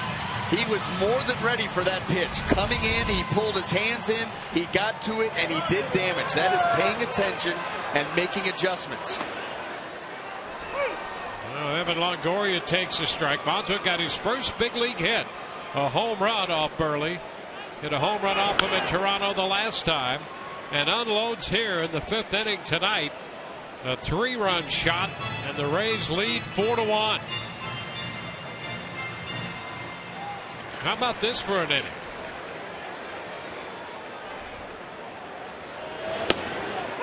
That's a strike. Longoria's out. 0 for 3. Out number 2. The blue double by Schaefer. Sacrificed by Franklin. The broken bat RBI single for Mailey. Then Guyer hit for the 2nd time tonight. And then Matuk down in the count 1-2. Takes Burley deep. One hard hit ball,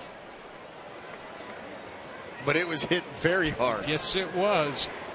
He gave it a ride. A strike to Cabrera.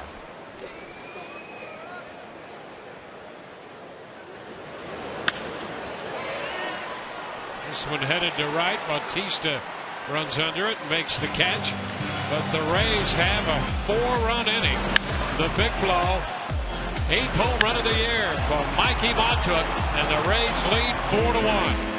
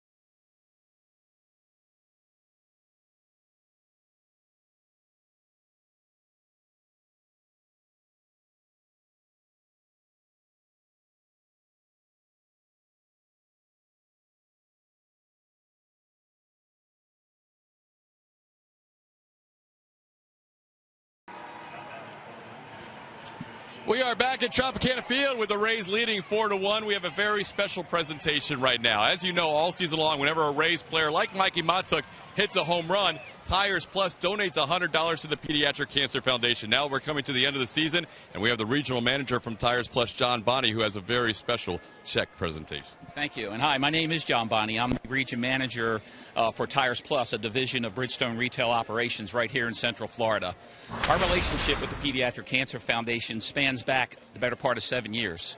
And I'm really proud to say that over that time, we've raised over $1.5 million for the foundation, which we're very proud of. I'm even prouder and humbled to represent our organization this evening and be able to present David and the foundation a check in the amount of $20,000. You guys bumped it up a little bit. That's great. I'm humbled to represent the organization, and I also want to thank the Rays for all their support. So, David. John, thank you. David Frazier, CEO of the Pediatric Cancer Foundation. What does this mean to you? And tell us about our special guest as well. This is such a rewarding night, and what a wonderful partnership with the Bridgestone Group and Tires Plus and the families that are in so much need. You know, let me tell you a little story. Walt Whitman, one of the famous icons in our country, used to do this saying, and he says, when you walk, take your face towards the sunshine and fear not the shadows behind you. In this case, the shadow is cancer. We're walking together to shine bright sun rays onto this effort and fight this disease. We're attacking it from the forefront of doing research in 15 institutions across the country. And we don't do that alone. We have great partners to do that. Thank you very much, Bridgestone. And then the lovely guests here that are here today, thank you very much for being a part of this tonight. We appreciate you guys being here tonight. Thank you very much for having us. Tires Plus, Pediatric Cancer Foundation, an unbelievable combination. They've been with us all year and for a number of years. Guys, back to you. All right, Todd, thank you. Important work there, indeed. One out. Here's Colabello has struck out Russell Martin into center field off the fastball, and he's aboard for the second time. Single in the second, single here in the sixth.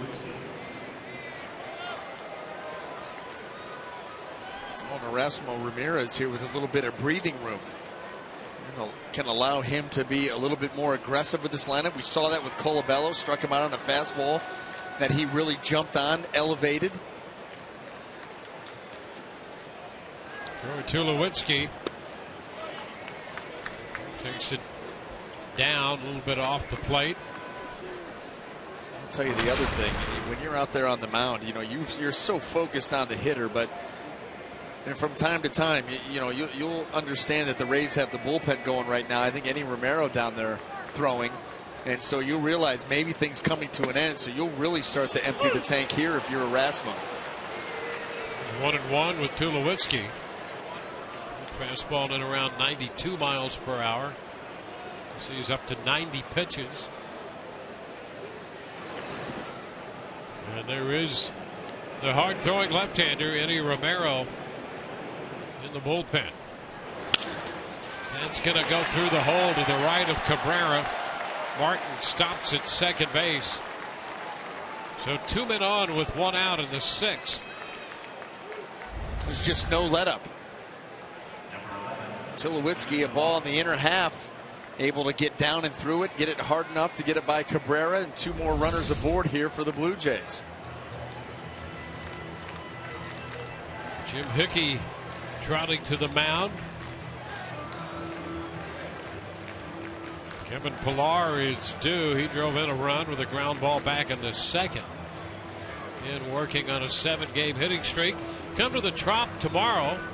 Rays take on the Blue Jays again, and all fans in attendance receive the Rays Oktoberfest freezer mug presented by GTE Financial while supplies last. Then stick around for a post-game concert with DJ Steve Aoki.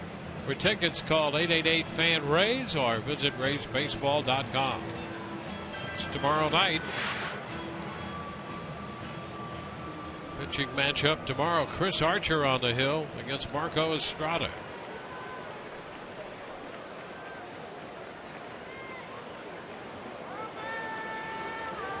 Pillar 0 for 2 with that run batted in. Lines it into left, and Butler dives, and it's going to go to the wall. Martin will score. Tulowitzki to third and into second. Pillar with a double, and it's 4-2 with 2 men in scoring position. Boy, and a risky dive there by Joey Butler, but I'll tell you what, this ball was hit so hard. Another ball in the inner half. Pillar gets down and through it. You didn't have a whole lot of time to decide what you were going to do. Joey Butler sells out for it, comes up a couple of feet short, and that's going to allow the Blue Jays to cut into the lead and get runners at second and third here with just 1 out. And that's going to be it for Erasmo Ramirez. Pitching change coming.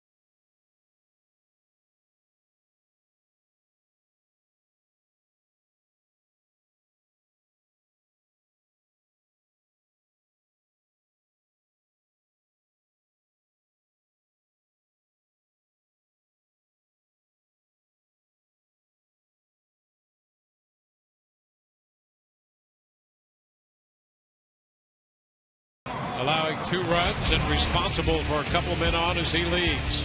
Well, for Erasmo Ramirez, he's had to, with some tough pitching here tonight, matching Mark Burley pitch for pitch until the Rays were able to break it open, moving the ball around the strike zone, had to pitch out of a couple of jams. But here in the 6th inning, the Blue Jays have pushed him just a little bit. He comes out of this game now with a 2-run lead and 2 runners aboard, second and third with 1 out. Ryan Goins will bat against Eddie Romero. And a little tapper foul straight back toward the bottom of the stand. Strike one. Boy, Erasmo, he really had to battle here tonight. 5 1/3 innings for him, 10 hits, but yet right now just 2 runs. Reminiscent of what Jose Fernandez did last night against the Rays. 11 hits off of him in 6 innings, and he gave up just 2 runs. 1-1 the count on Goins.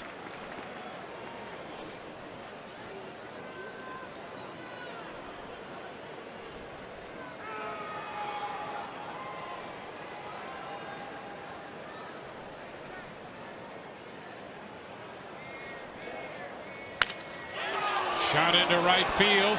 Mata going back. That's going to be over his head. Bounding off the wall. Tulowitzki scores. Pilar heads to the plate. Goins winds up at third. Just like that, the game is tied. You know, and it looked like, I don't know if Mikey Matsuk had trouble picking that ball up off the bat, but just misplayed. Didn't look comfortable going back on this ball at all. A pitch that stayed up to Goins. And you see going back, kind of drifting. Then he gets spun around. Really didn't have a chance at that. And not only that, but as it bounds away from him, that allows Goins to get all the way to third. And all that with less than 2 outs. And now it's a tie ball game. And the top of the order coming up. The infield comes up for the Rays with Goins at third base now. Ben Revere in the batter's box.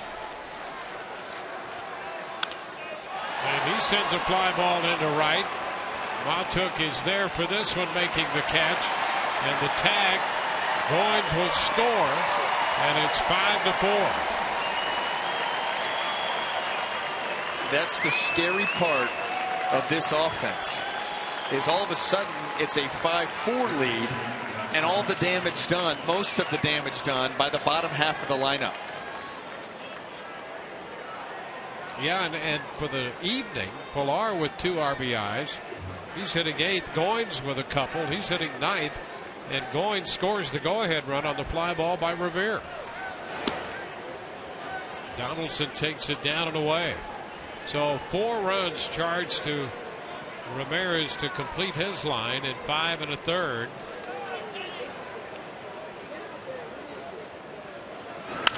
Donaldson fouled outside of third base.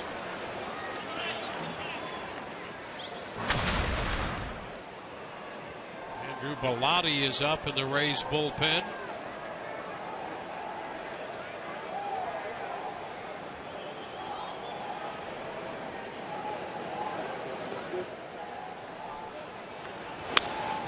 Fouled straight back. Well, even the foul ball right back over the screen off the bat of Donaldson is scary. That had some hair on it. It did. Right below us, and it got there like now. I mean, everything he does is forceful. He plays third base that way. He moves that way at third after balls. It's his back foot out of the way of that one. 2-2.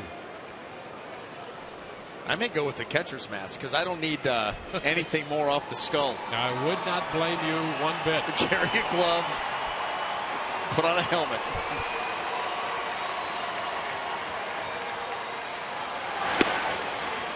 Outside, the count is full.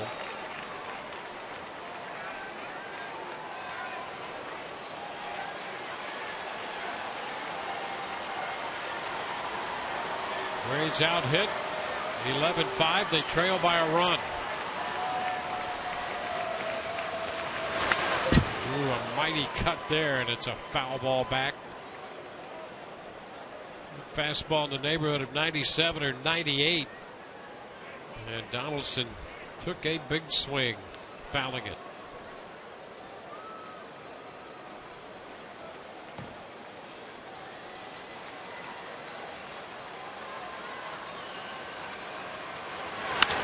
Hot shot to third. Beckham in self-defense comes up with that ball and throws him out. Donaldson out number 3. Bottom of the 6th coming, 5-4.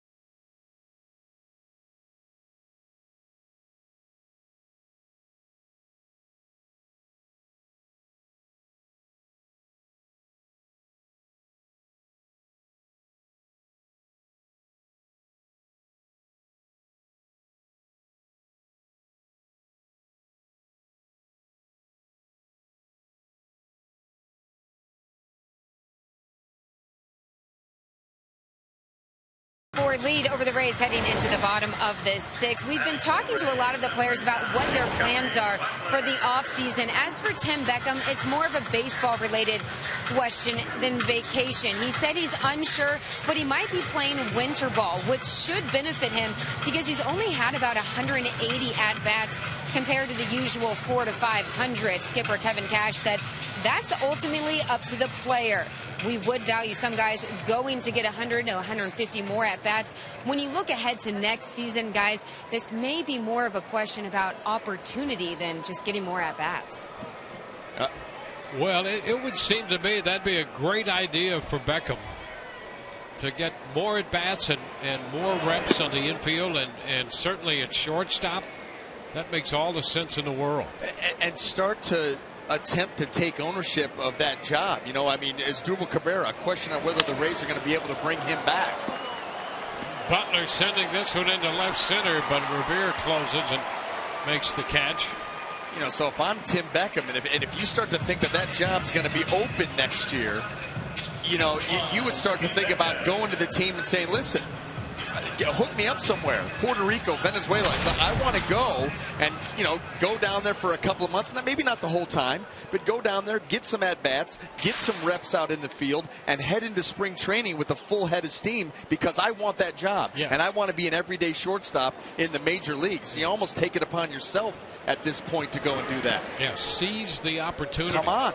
I mean, if someone's going to give you that opportunity, you got to ready yourself for it. That's right. And you know what? He's a young player, and 180 at-bats in a season, not enough. Not enough for Tim Beckham, a guy that's been used to playing every day since he's come out of high school. 180 is not enough. And so you send a clear message about your seriousness of winning that job next year if you go and do something like that. 1-1 to count on him here.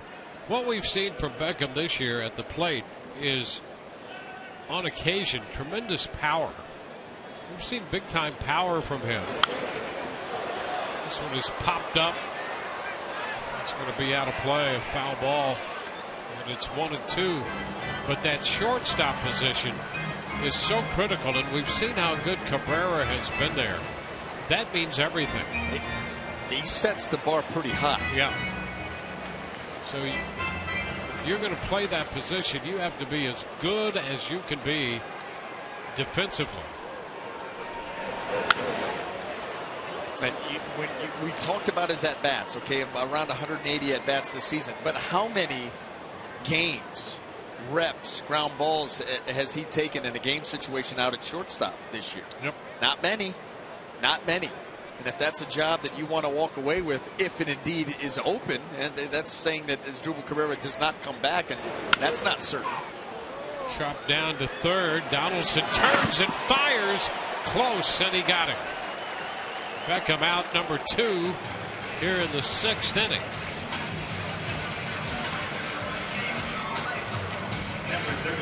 Well, Beckham has started 22 games at shortstop this year. So as much as he needs at bats, he needs time at shortstop. You're doggone right. And absolutely. And so where Kevin Cash says, you know, that's kind of up to the player, you said it right. Seize the opportunity. Maybe you, instead of being asked to go or recommended that you may want to think about this, got to go do that on your own. Base hit into center for Schaefer. I guarantee you that would send a clear message. You'd say, whoa, somebody's taking the bull by the horns here. They want this job. Yeah, you think about it. What an opportunity.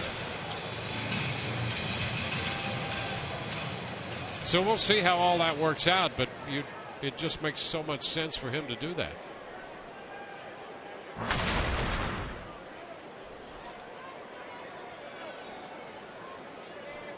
There's Nick Franklin.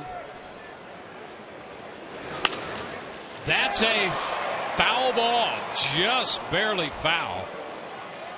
Donaldson diving all over that one.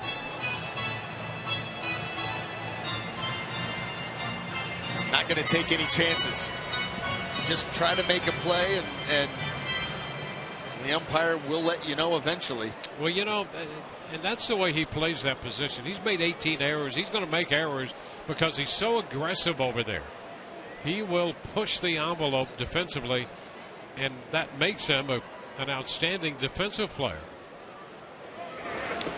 Well, and a lot of those errors are on throws. We've seen how aggressive he can be with the throw, and sometimes it'll sail on him. But what a year. What a year he has had in a new environment.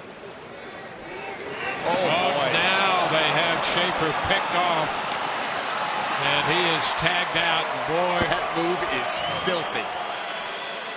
That's 102 pickoffs in his career. I mean, that's not a pickoff caught stealing. That is a pick off. On to the 7th. 5-4 Toronto.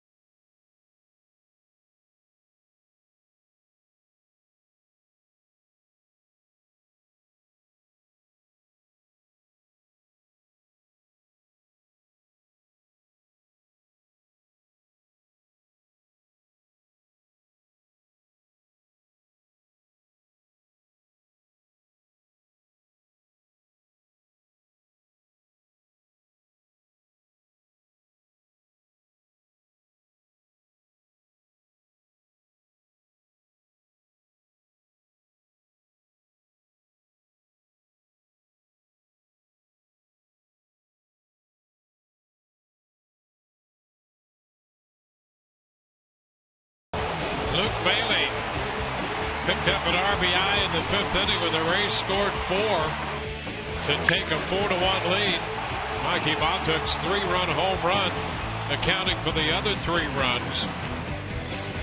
But the Blue Jays countered with 4 in the 6th. Millard's double got it started. Ryan Goins drove in 2 with a triple. Ben Revere's fly ball got Goins home to make it 5-4. That's where we stand. Moving on to the 7th. Andrew Bellotti becomes pitcher number 3 for the Rays tonight.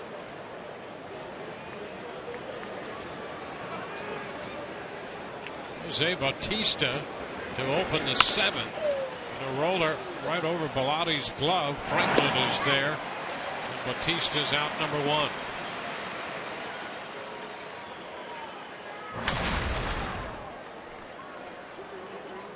17th appearance for Bellotti. 22 2/3 innings, 18 strikeouts to go along with the 10 walks, and making his way down through the middle part of this lineup that actually overall tonight has been quiet. It's been the bottom part of the Blue Jay lineup that has been the most productive.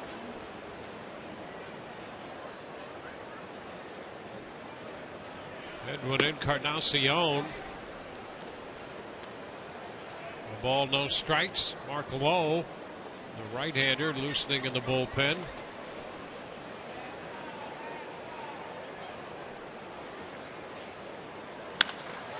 Fly ball deep to center. Geyer all the way to the wall, and that one is way up on the batter's eye and out of here.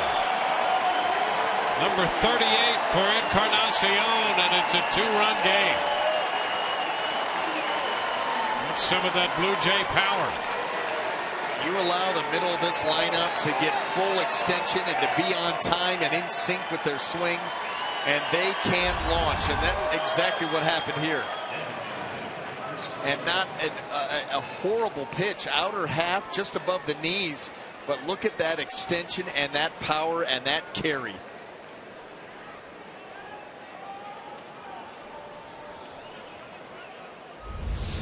Yikes. Here's Chris Colabello following the home run by Encarnacion. Fastball in for a strike. And let's remember one thing. The Blue Jays, they've clinched the American League East. They've had quite the run here in the last couple of months. They need to win here at the Tropicana Field, because right now they're in a tie with the Kansas City Royals for the best record in the American League, and they would love to tie home field advantage up throughout the playoffs.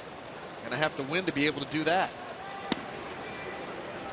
And what they have now is home field advantage in the division series, and should they get to the World Series, they'd have that.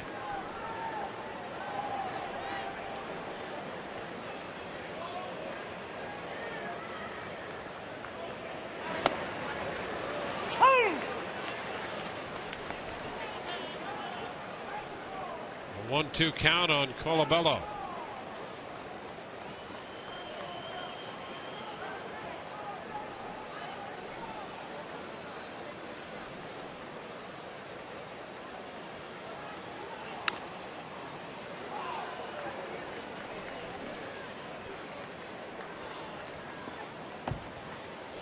Colabello had a base hit and a run scored in the second inning. He scored the first run of this game. Russell Martin on deck, hitting behind him.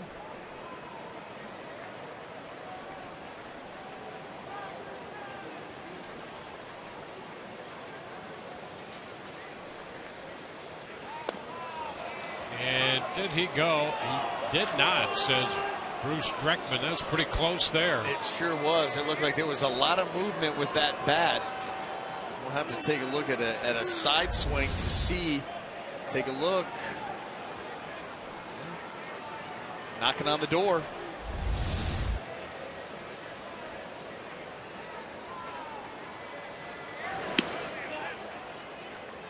Full count.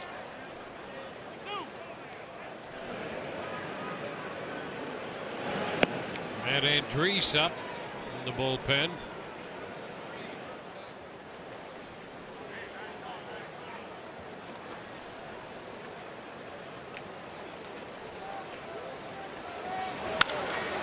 High fly ball to left. Butler has lost it, and it hit the catwalk. That ball playable, and at third base the throw is not in time. It did not hit either of the two. It hit the B ring out from the center, which means that it's playable. Yeah, and John Gibbons is coming out right now, but Dwayne, I followed that thing all the way up there, and that absolutely hit the B ring. That's not one of the home run rings, it's C or D. And so it was in fair territory when it hit it. It's a playable ball, and it should stand here as a triple.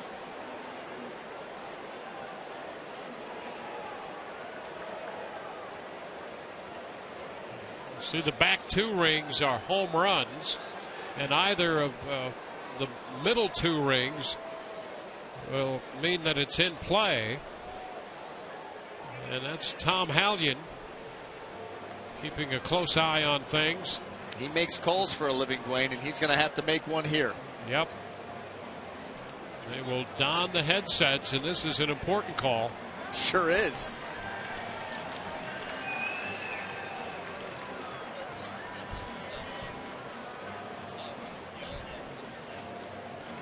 It's a two-run ball game. Colabello's at third now. He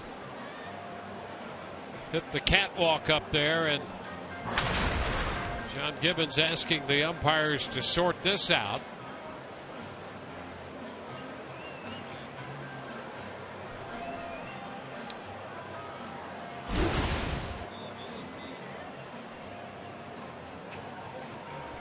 We'll watch Butler out there on the warning track.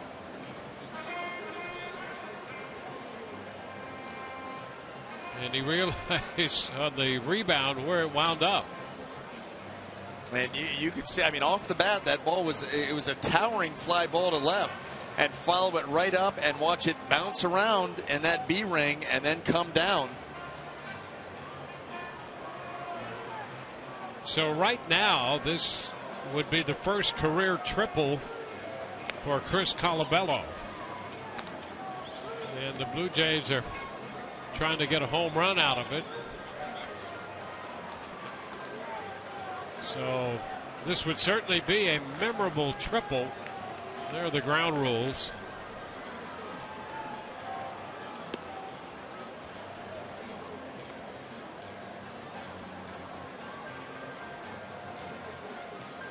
But it hits either one of those catwalks and it's in play. So it can be caught, the hitter's out. Hitters advancing at their own risk, and Colabello wound up at third. And Butler actually made a play on him.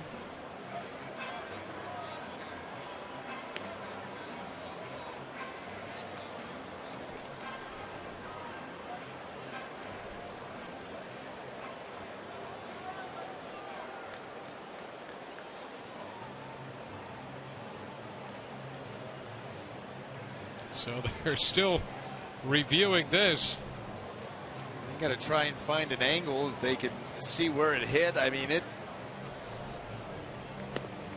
if I had a GoPro on, I could send that footage down. Well, they're going to go over and say, you know what, it doesn't appear that they have a view at all, and so they're going to go with third base, and that's what we thought from the beginning. So it'll be a triple, and Colabello will not anytime soon forget his first major league triple.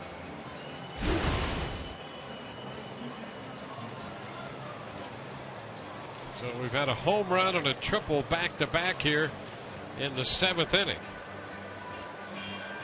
Our esteemed statistician Rick Odioso trying to confuse the issue even more. I heard him by asking, what if it hits the B ring and then ricochets and hits the C ring? Is that a home run? We're just going to say now, no. You know what? Off-season project. Off-season project. A couple of games left, and he's bringing up that. He never stops working. That's never exactly stops right. trying to think ahead, get out in front of a potential situation. That's what makes him so good.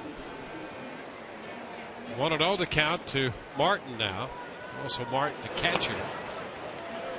Pitch is low. The Rays get some action going in their bullpen. They had Andriese up, and now they have the left-hander Riefenhauser up alongside the righty. You just cannot allow many more runs to the Blue Jays. Infield up.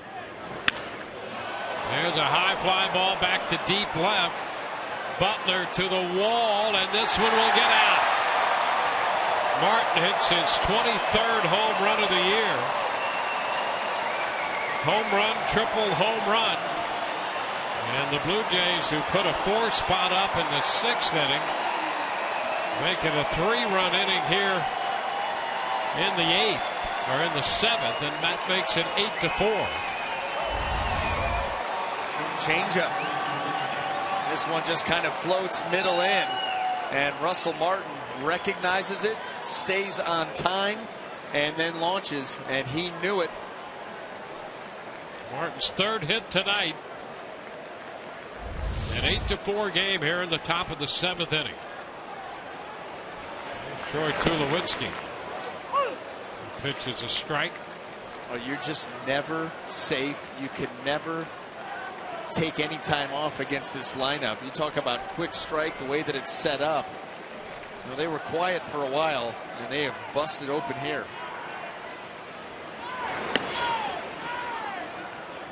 It's 1-1. The Rays at the end of 5 had a 4-1 lead But 4 in the 6th and 3 in the 7th for the Blue Jays have made it 8-4.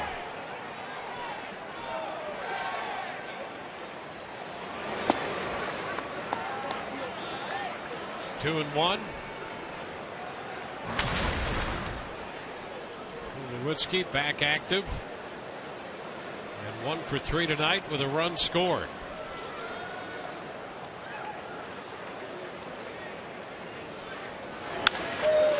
High fly ball left center. And Geyer under this one makes the catch for the second out. A towering fly ball, not all that deep, but towering toward left center.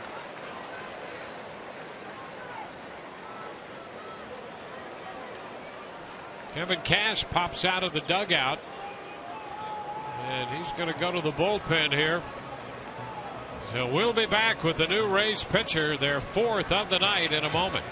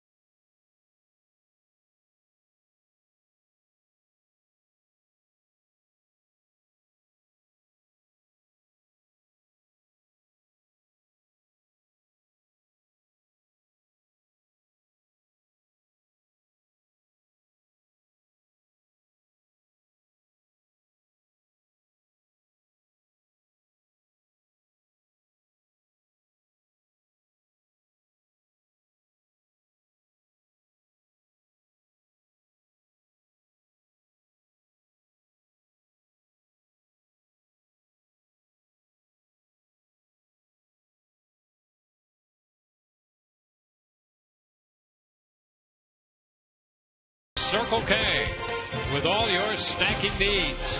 And fill up your Polar Pop Cup for just 79 cents. Circle K, what else do you need? And by your Gulf Coast Honda dealers. C.J. Riefenhauser follows Ramirez, Romero, and Bellotti. Kevin Pillar, who extended his hitting streak to 8 with an RBI doubled and scored a run in the 6th inning, bats in the 7th.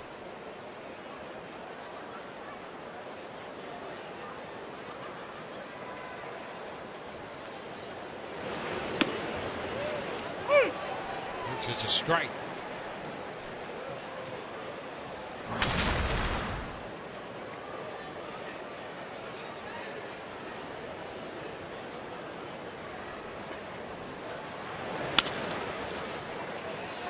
Two. 4 runs charged to Ramirez, 1 to Romero, and 3 to Bellotti.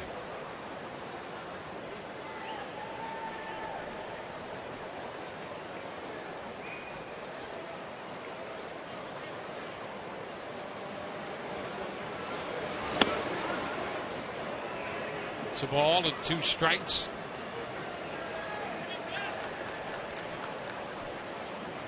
Boy, those 7 runs for the Blue Jays have come in the last 11 hitters. You talk about quick strike. Wow. 2-2.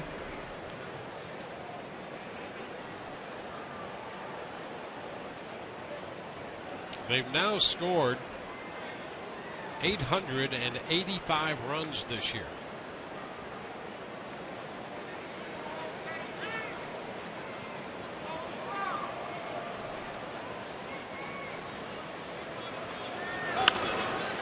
Ball. which means that's 257 more than the Rays have scored. We mentioned at the outset they have scored, starting the day, 122 more runs than the team closest to them, the New York Yankees. Shot to left. Butler leaps on the track and makes the catch. That'll retire the side, but it's a 3-run inning. Middle of the 7th. It's now 8-4 Toronto.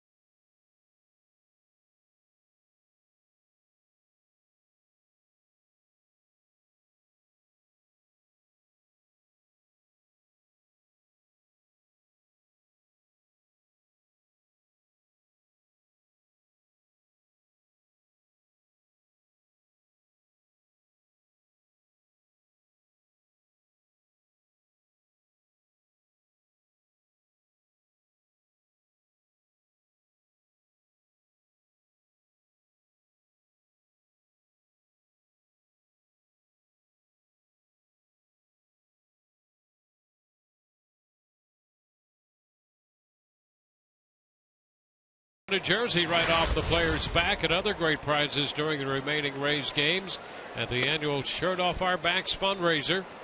Tell you more on that in a moment. Nick Franklin leading off the bottom of the 7th, facing Mark Burley in the count now 1-1. Proceeds benefit the Rays charitable outreach efforts throughout Tampa Bay. So for more information, visit RaysBaseball.com/shirts.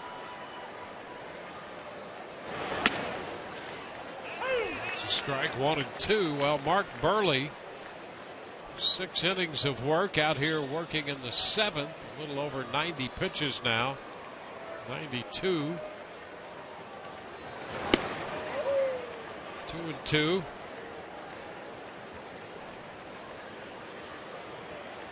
Burley needed 8 2/3 to get to 200 innings. And he strikes out Franklin. 1 out in the 7th inning. It may be tough. 94 pitches already. How about this? 78 miles an hour right out over the plate just below the belt, and he's able to get the swing and a miss.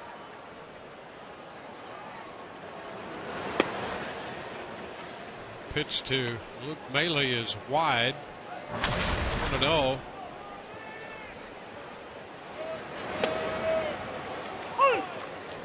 1. The highest he's gone this year with his pitch counts, 111 twice.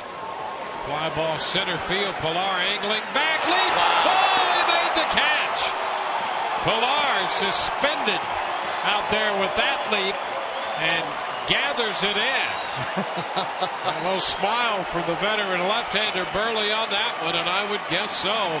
What a catch by Pilar in center field. Well, watch him leave his feet. I mean, he just goes straight horizontal. That's unreal. I mean, he was perpendicular, or excuse me, parallel. That's it. You start perpendicular, you become parallel. That was, I mean, you talk about, you see some guys as they're catching the ball and then the dive comes. That was a full, flat-out dive, Superman style, before that ball even got into the glove. He appeared to be in suspended animation there for just a couple of beats. Hung around long enough and extended that glove hand and made the catch. Well, I'll tell you, with him doing that and with what we've seen out of Kiermaier, there have been some amazing things done in center field this year. When you look at some of these different metrics for defense, and the top two outfielders in the league are Kiermaier and Pilar. See why. Geyer fouls it back. He's been on 3 times. Doesn't have a hit. Does not have an official at bat. Hit by a pitch, walked, hit by a pitch again. I was going to say, he's got a couple of hits. He's got a couple of bruises. And he's hit again. Come on. So a 3-hit night. When was the last time you saw a guy get hit 3 times and not charge? Yeah. I don't know that I've seen it. Here we go. That's what he does. Take this one off the calf. He's moved those lumps around. Well, that's 24 times he's been hit by a pitch. And Mark Burley will depart this game. John Gibbons out there. And don't forget now, there's some talk about him coming back to pitch Sunday. That's what he was telling him. We'll be back in a moment.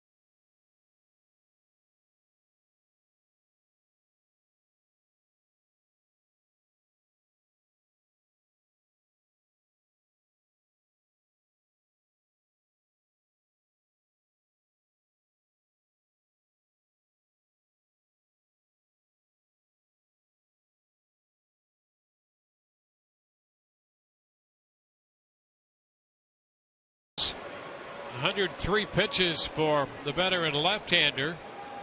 That takes him to 198 innings pitched on the year. And so he is 2 short of 200.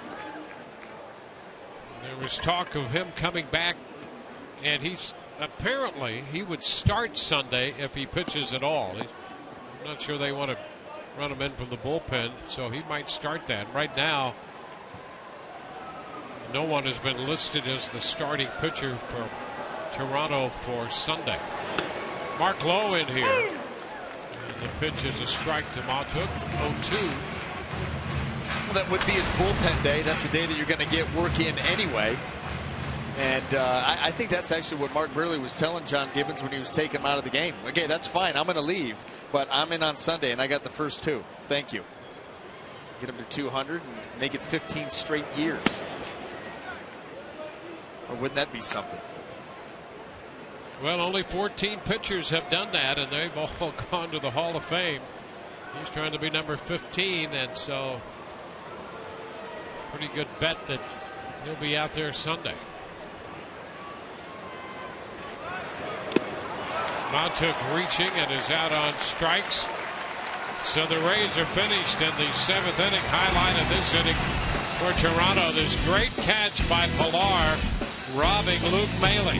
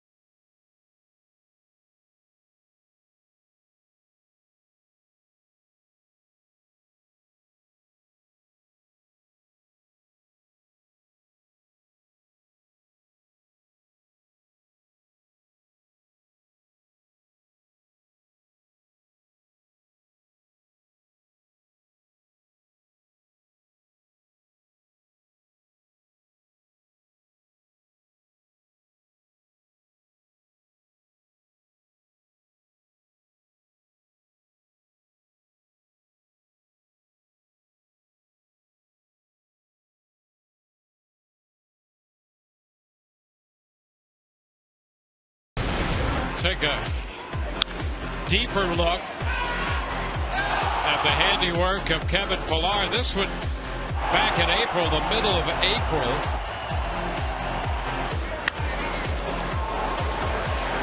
He robbed Beckham of a home run in left field in that game, and then this one really suspended out there and then made the catch to Rob Maile.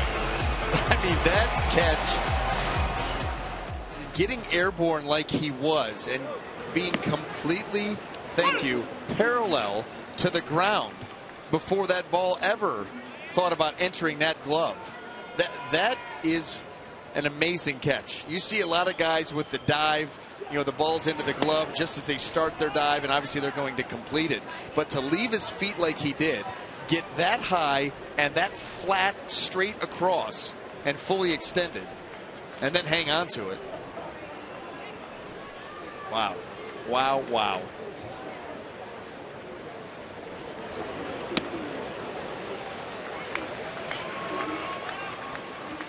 One and two the count. That's Goins.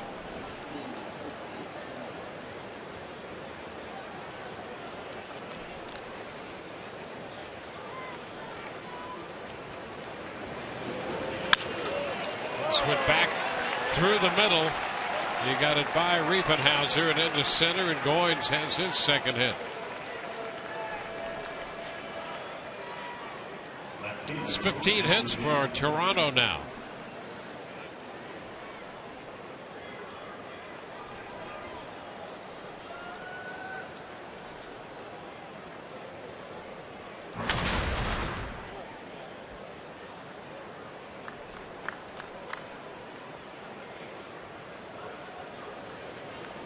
Ben Revere.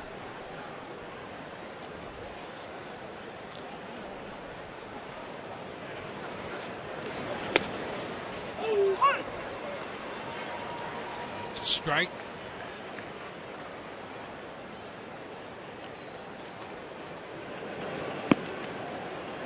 Kirby Yates throwing in the bullpen.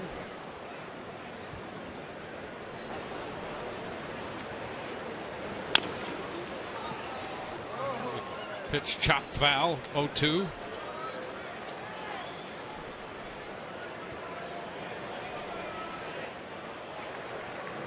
Swing. There's Sanchez, Aaron Sanchez, throwing in the bullpen for the Blue Jays. The swing has gone from 4-1 to 8-4. The span of the 6th and 7th innings, now in the 8th.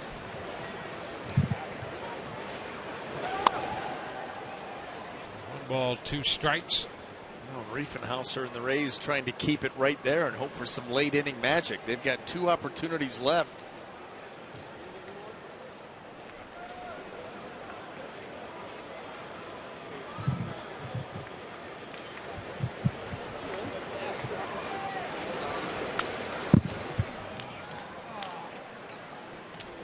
Still a ball, 2 strikes.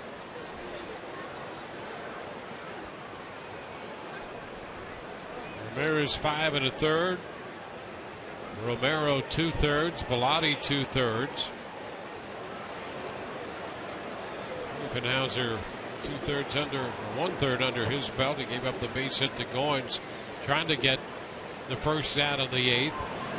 Made the second man retired by Riefenhauser tonight.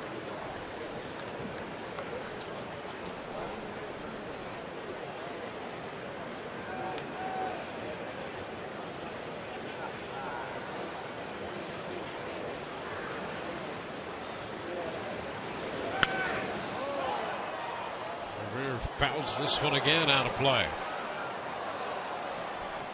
Brandon Geyer's been hit 3 times tonight and has drawn a walk. Yankees hit Johnny Gomes 3 times in August of 05. And Brandon Gomes hit 3 times by Burley. First time Burley's ever hit 3 hitters in a single outing.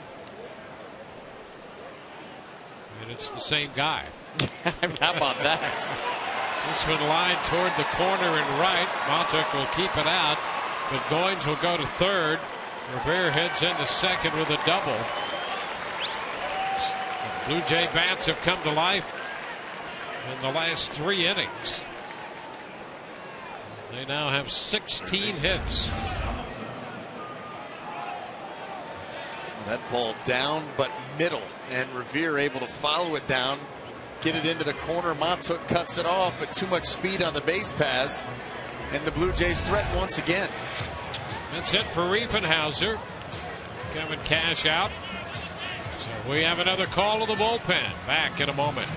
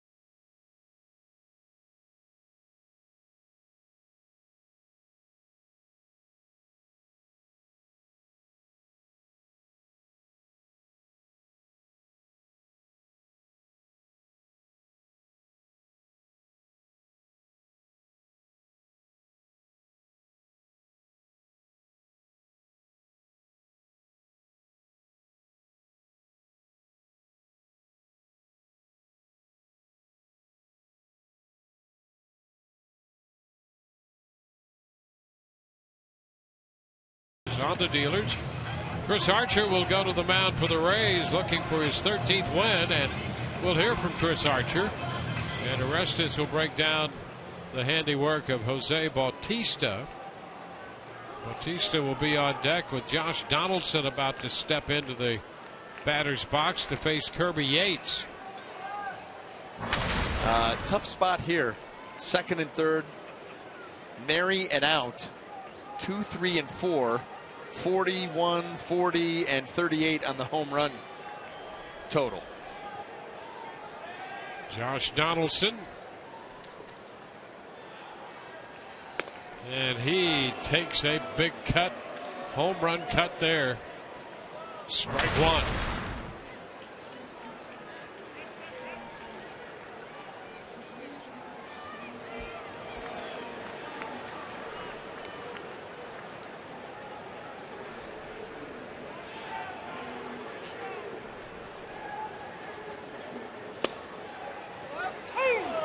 Two.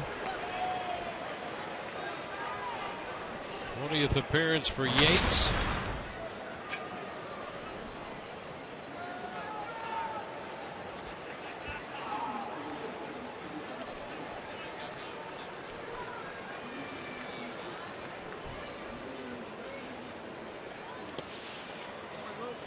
One ball, two strikes.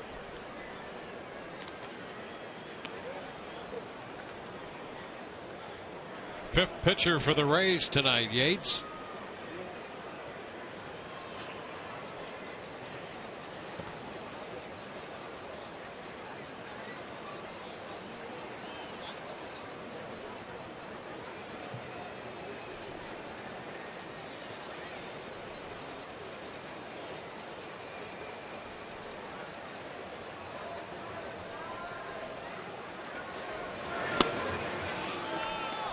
Two and two.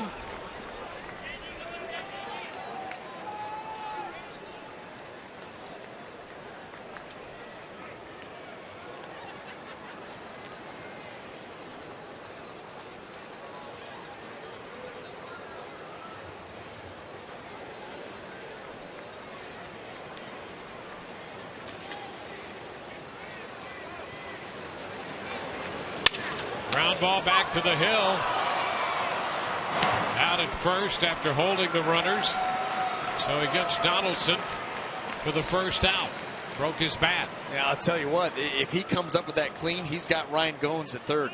As he went to look back, watch Goins come down the line. Well, he fields it. He's got a chance to get him, but at least you knock it down, get the out, go to work on the next hitter. And it's another big power guy in Jose Bautista.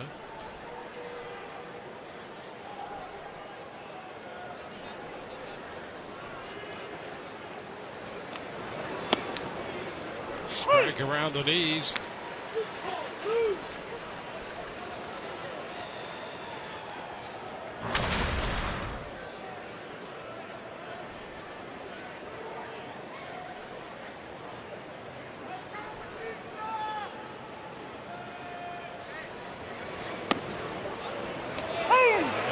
Strike on that one. A breaking ball.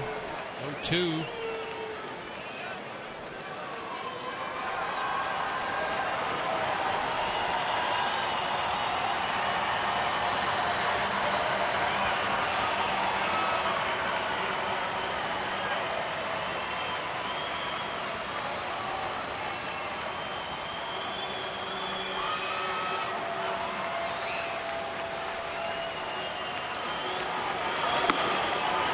Inside with a fastball.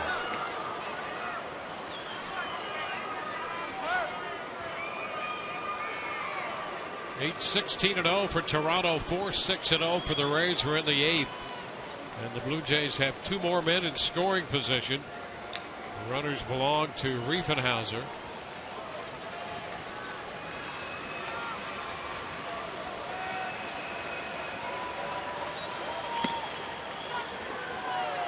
Took a shot a little wide there. 2-2. And Edwin Encarnacion is on deck.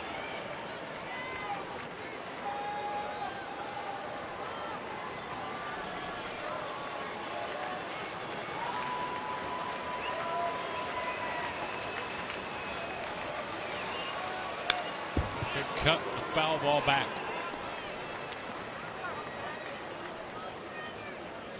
Still 2-2.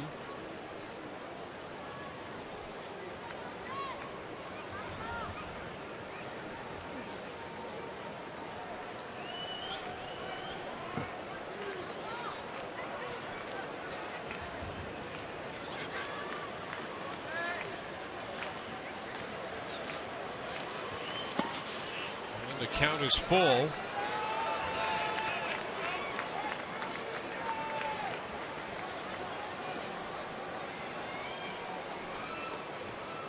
Rays with their 5th pitcher of the night in the game. Goins at 3rd and Revere at 2nd. 1 out. Yates got Donaldson on a comebacker. And a 3-2 count on Bautista.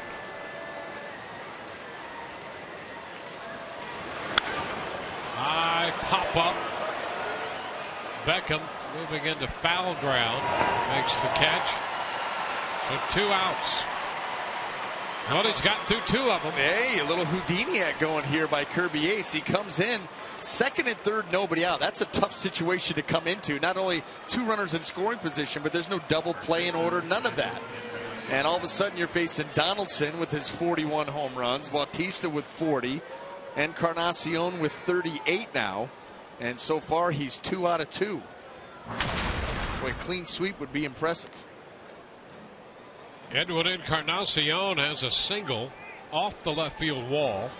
He walked in the 3rd, fouled out in the 5th, and hit a home run to center field in the 7th. This pitch is a strike.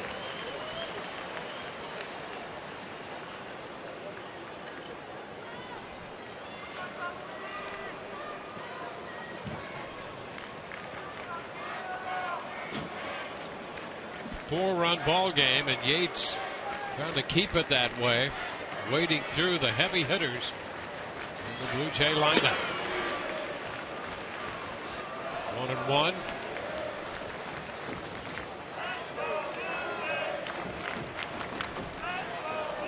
Mark Burley started, worked 6 2/3. Mark Lowe got the final out in the 7th inning for Toronto.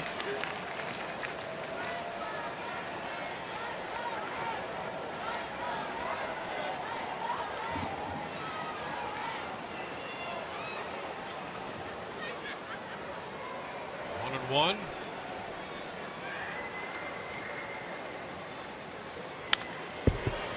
Encarnacion uncoils and fouls that one back. Fastball, and it's 1-2.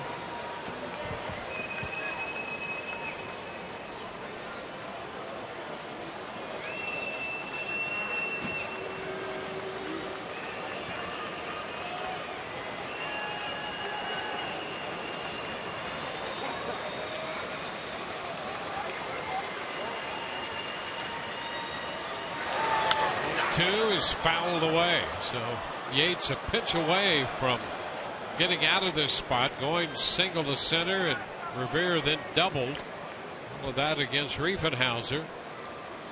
Yates came on to get Donaldson and Bautista. He's ahead of Encarnacion, a ball, 2 strikes, and continues to challenge him with the fastball.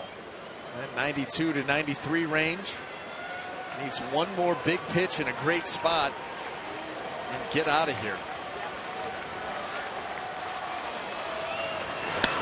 Upstairs, 2-2.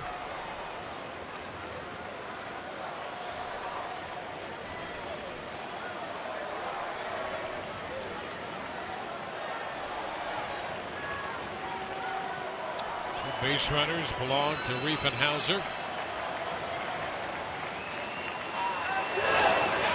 Did he go? Yes, he did. He's out on strikes. And Yates got out of that spot, getting Donaldson, Bautista, and Encarnacion.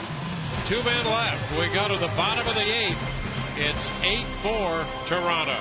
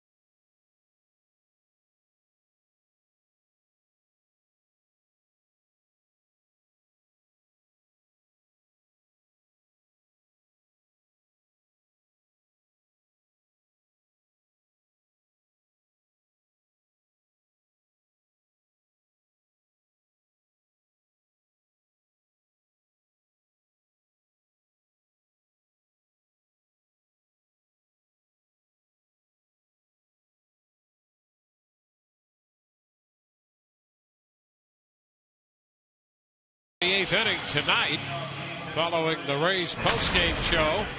Part 4 of Baseball from the Beginning premieres. It's the final installment in the series, highlighting the rich tradition beginning more than a century ago and featuring interviews with historians as well as professionals and local legends of the game. Aaron Sanchez will take over on the hill for John Gibbons. Early low, and now Sanchez. Sanchez on for the 40th game. You see he has 11 starts, 90 2/3 innings, 44 walks in that time frame to go along with just 58 strikeouts.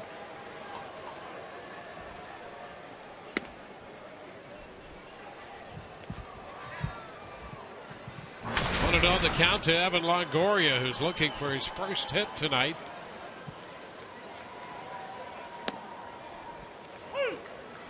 One and one. Matt Andriese now throwing in the bullpen.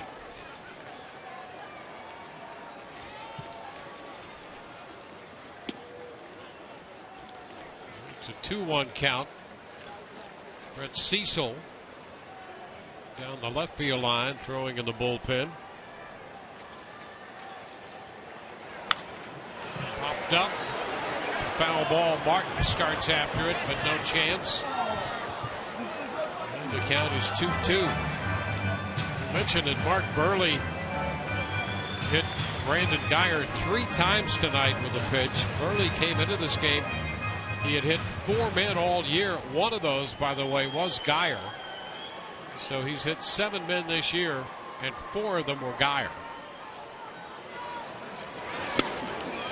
He's got it out for him, Dwayne. Yeah. Got it out for him. Well, you know, the last major league hitter who was hit 3 times by the same pitcher was Reed Johnson. Fly ball to left. Revere's going to be there to make the catch. When Reed Johnson played for the Toronto Blue Jays, Casey Fossum, who played for the Devil Rays at the time, Fossum hit Reed 3 times in a pitch in April of '06. So it took the Blue Jays a long time to get even. But tonight, Burley hits Guyer 3 times in a single game. Brought up to speed on Blue Jay history and picked the right time. Yeah. And went out and executed it flawlessly. And not a warning was given. That's when you know you're good at it. You can plunk a guy 3 times and no one bats an eye. You're under the radar. Especially with Tom Hallion in the ballpark, because he's keeping a close eye on everything. We've already seen him make one important call tonight, and we know that he's been doing that all season long. Yep.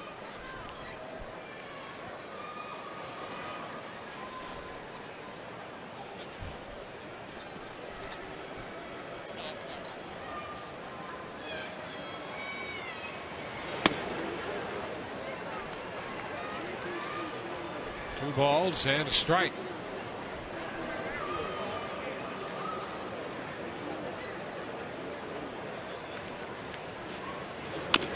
Check swing, and Sanchez gloves it. The toss to first.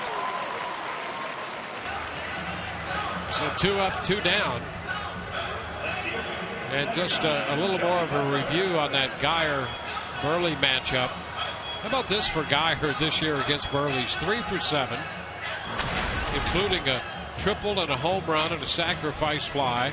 He's walked twice and he's been hit 4 times. All of that in the Guyer-Burley matchup.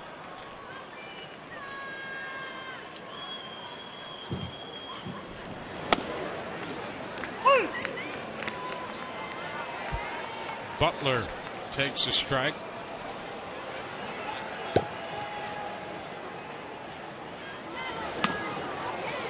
Cut the miss, 0-2.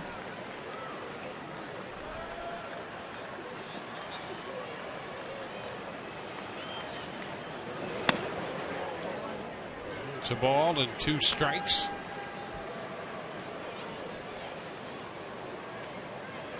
Burley works 6 2/3, low a third, and now it's Sanchez.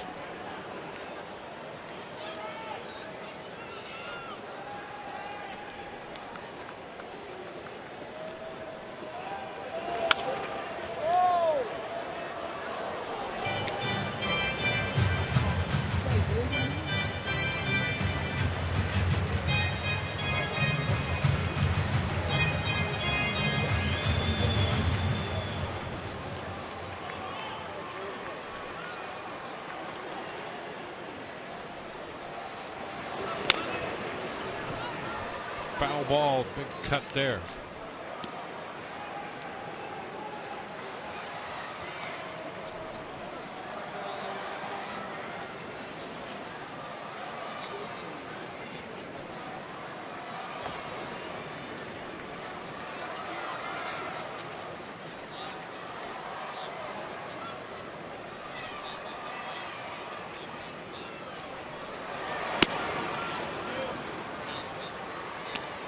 Two and two now.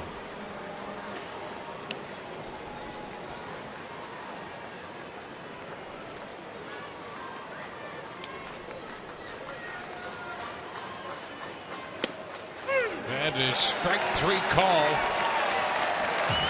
Butler caught looking. 1-2-3 go the Rays. 8-4 Toronto.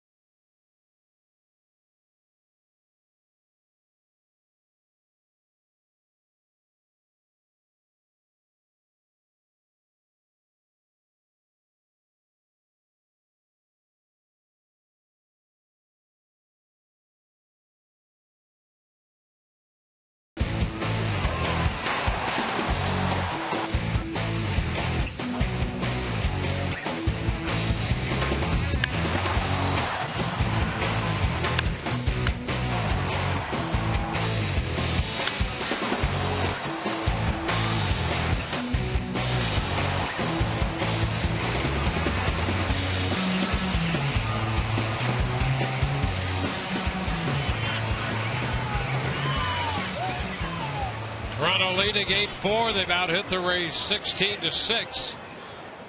Mikey Montook accounting for 3 of the Rays' home runs, or 3 of their runs, with his 8th home run of the year. And Russell Martin, a home run, 2-run shot for the Blue Jays. And in the 9th, Matt Andriese will face Chris Colabello.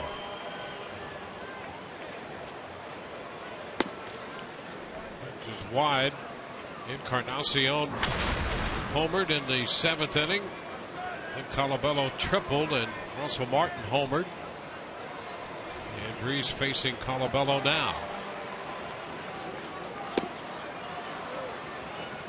2-0.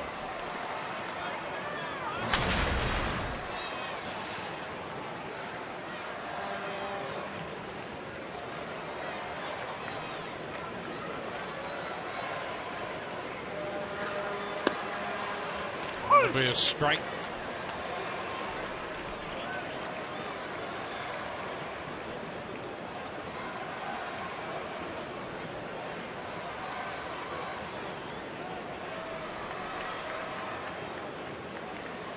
Rays had 16 hits against the Marlins last night, and the Blue Jays have 16 hits against the Rays tonight.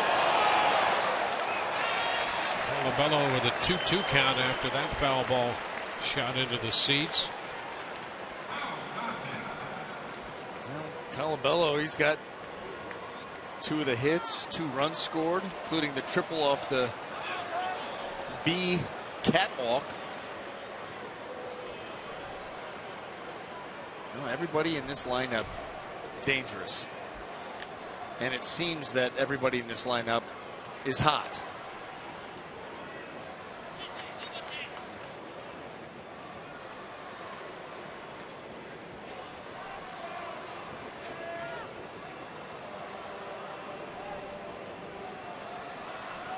Two. And it's a full count. Blue Jays after their 93rd win. Kansas City after win number 93 as well. Royals are tied with the Twins in the bottom of the 7th, and Minnesota 1-1. And strike 3 call. Colabello thought he'd drawn the walk, thought the pitch was down. Andres gets the call and the strikeout. Well, that's one of those pitches that during the course of the evening, sometimes strike, sometimes not. That borderline pitch at the bottom of the zone, and I mean just catching the bottom of the zone, and we've seen that. That's a coin flip here tonight. Colabello not real happy about that outcome. This is Russell Martin. This pitch is a strike.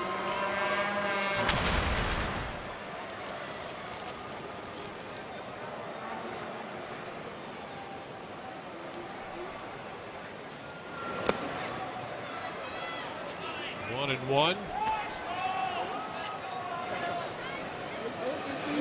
Brandon Gomes loosening in the bullpen.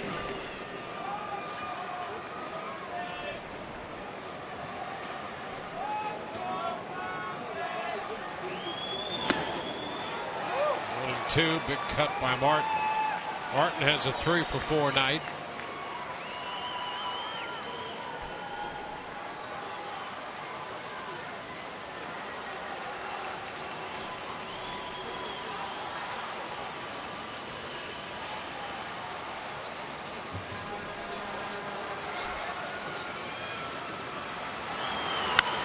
Popped up, foul ball, chased by Schaefer, and playable.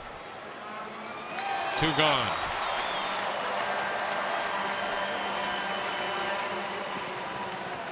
I mentioned the Kansas City Minnesota game. Houston has a 3-0 lead in Arizona at the end of 1. Houston has that second wild card spot, a game up on the Angels and a game up on Minnesota. The Angels and Texas are tied 1-1 in the top of the 7th in Arlington.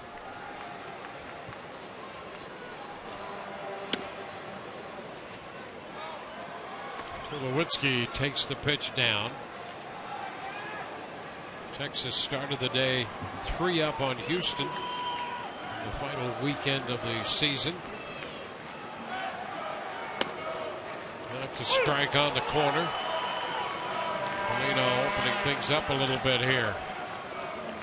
It's the wild card right now. Yankees 3 over Houston, and Houston a game up on the Angels and the Twins. 2-1. Cecil up again, the lefty. And sooner the right-hander has joined him. I'll tell you what, that's exactly what baseball had in mind with that second wild card. You keep so many other franchises in it to the very end. Interest still there. 2-2. Well, here we are. Final weekend. Yeah. And still positions to be decided. And nothing can be decided until at the minimum after the ball games are over tomorrow. I mean, if the Astros were to win 2 games, okay, then maybe you've got something, and the other teams are losing, and you could have something figured out at the end of the day tomorrow. If not, we're going to go right into Sunday. Tulowitzki hits one deep to right. Matuk to the wall, and it's off the top of the padding. Extra bases for Tulowitzki in at second, standing with an opposite field double. His second hit tonight. Tulowitzki, powerful, and power to all fields. You see a fastball that's away, but it's got a little bit of elevation, and he's able to get through it. Power that ball out into right field, just a couple feet short. getting himself a home run. Settle for a double. 17th hit for Toronto.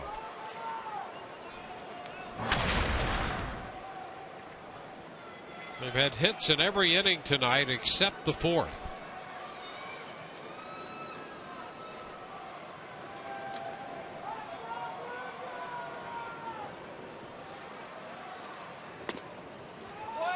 Kevin Pillar takes a strike. He has 2 runs batted in. He drove in the first run of the night with a ground ball to short, getting Colabello home. Doubled home a run in the 6th and scored. And the Blue Jays put up 4. They added 3 in the 7th. 1-1.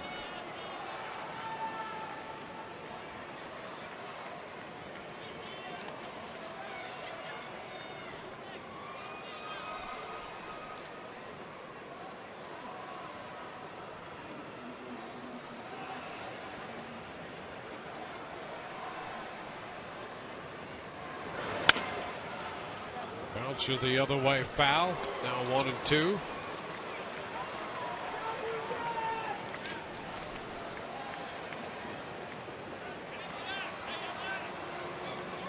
Four runs off Ramirez in 5 1/3. Romero gave up a run. Bellotti touched for a couple of home runs and 3 runs in the 2/3 of an inning he worked. Riefenhauser, Yates, and Andresa follow. Chop to third. Beckham with the throw to first. A double, 2-out double, and a man left. No runs. 8-4. We're headed into the bottom of the ninth.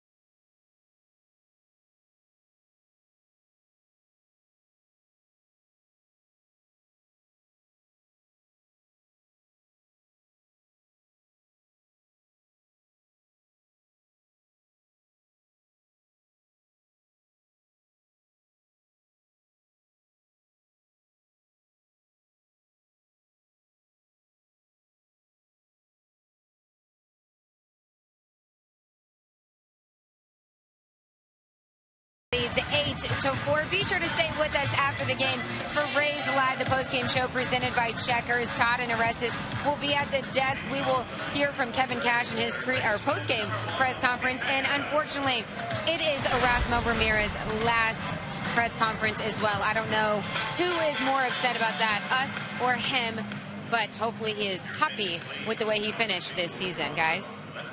Well, it's been a great year for him overall. Ramirez came in 11-6, will not figure in this decision. So we go to the bottom of the ninth inning. The Rays will face the left-hander Brett Cecil and send Tim Beckham to lead off against him.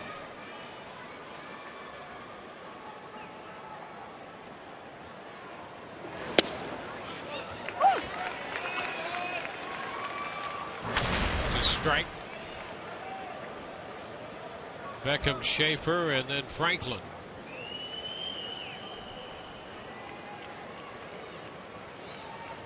Beckham 0 for 3 on the night.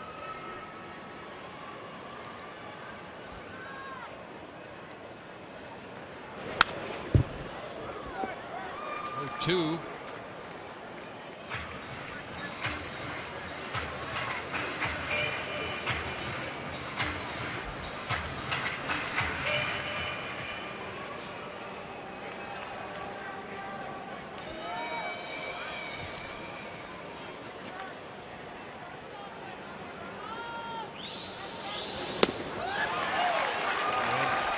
Beckham is out on 3 pitches. Tell you what, Brett Cecil knows how to go out and get a strikeout. And that pitch right there, nasty. 85 miles an hour. Look at the finish on it. Straight down. Able to throw that pitch out over the plate with his arm angle. Able to create that depth. That's just so hard to be able to center. Richie Schaefer takes a fastball for a strike. And Brett Cecil gives you an awful lot to digest. A max effort type of guy, really falling off towards the third base line. And look at that depth on that breaking ball, or whatever you want to call it. And there it is, 86, and the spin, and then gone.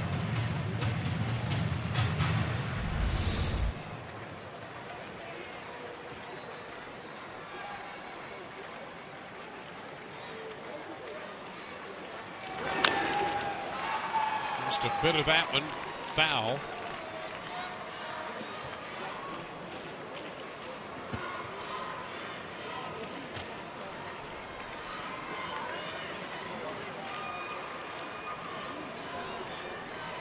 Rays came in 8-8 against the Blue Jays in the season series, down by 4 in the bottom of the 9th now. And Schaefer is out on strikes. A little toss down to Justin Smoke, who had entered the game at first in the 8th inning. So a couple strikeouts for Cecil and the 2 men he faces. Another breaking ball. This time it's short, and you still get Richie Schaefer to swing out over the top of it. And that'll be it. 2/3 of an inning for Cecil and 2 strikeouts. We'll be right back in a moment.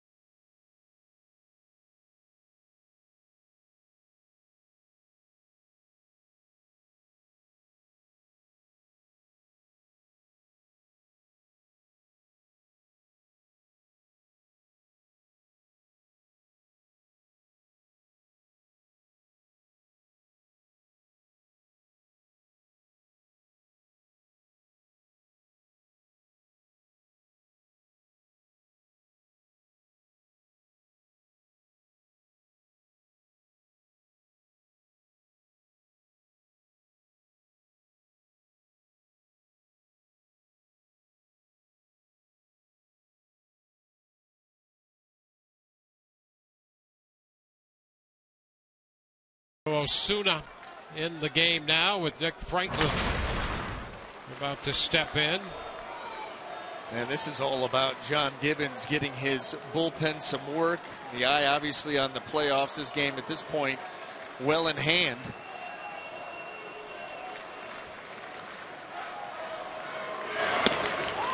Franklin takes a strike.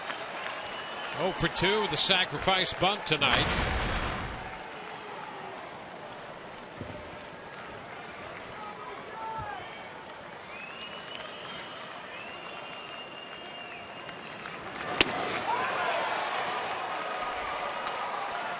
Two.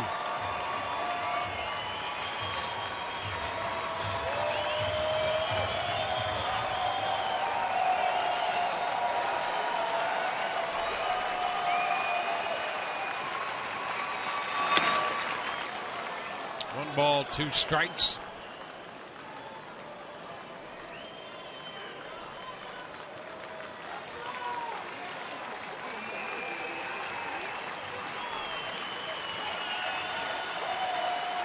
One, 2. Pitch away, taken for ball 2.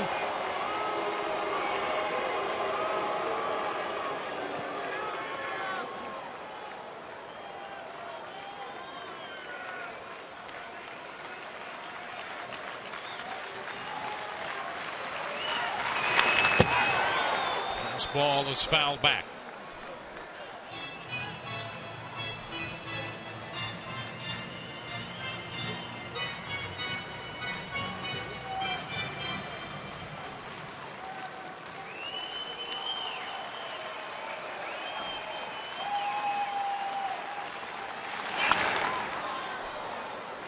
See another 2-2 pitch. Fouled the fastball in on him.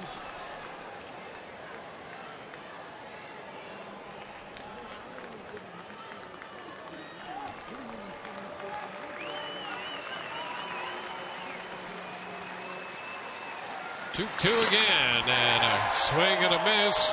Franklin will be thrown out at first in this game.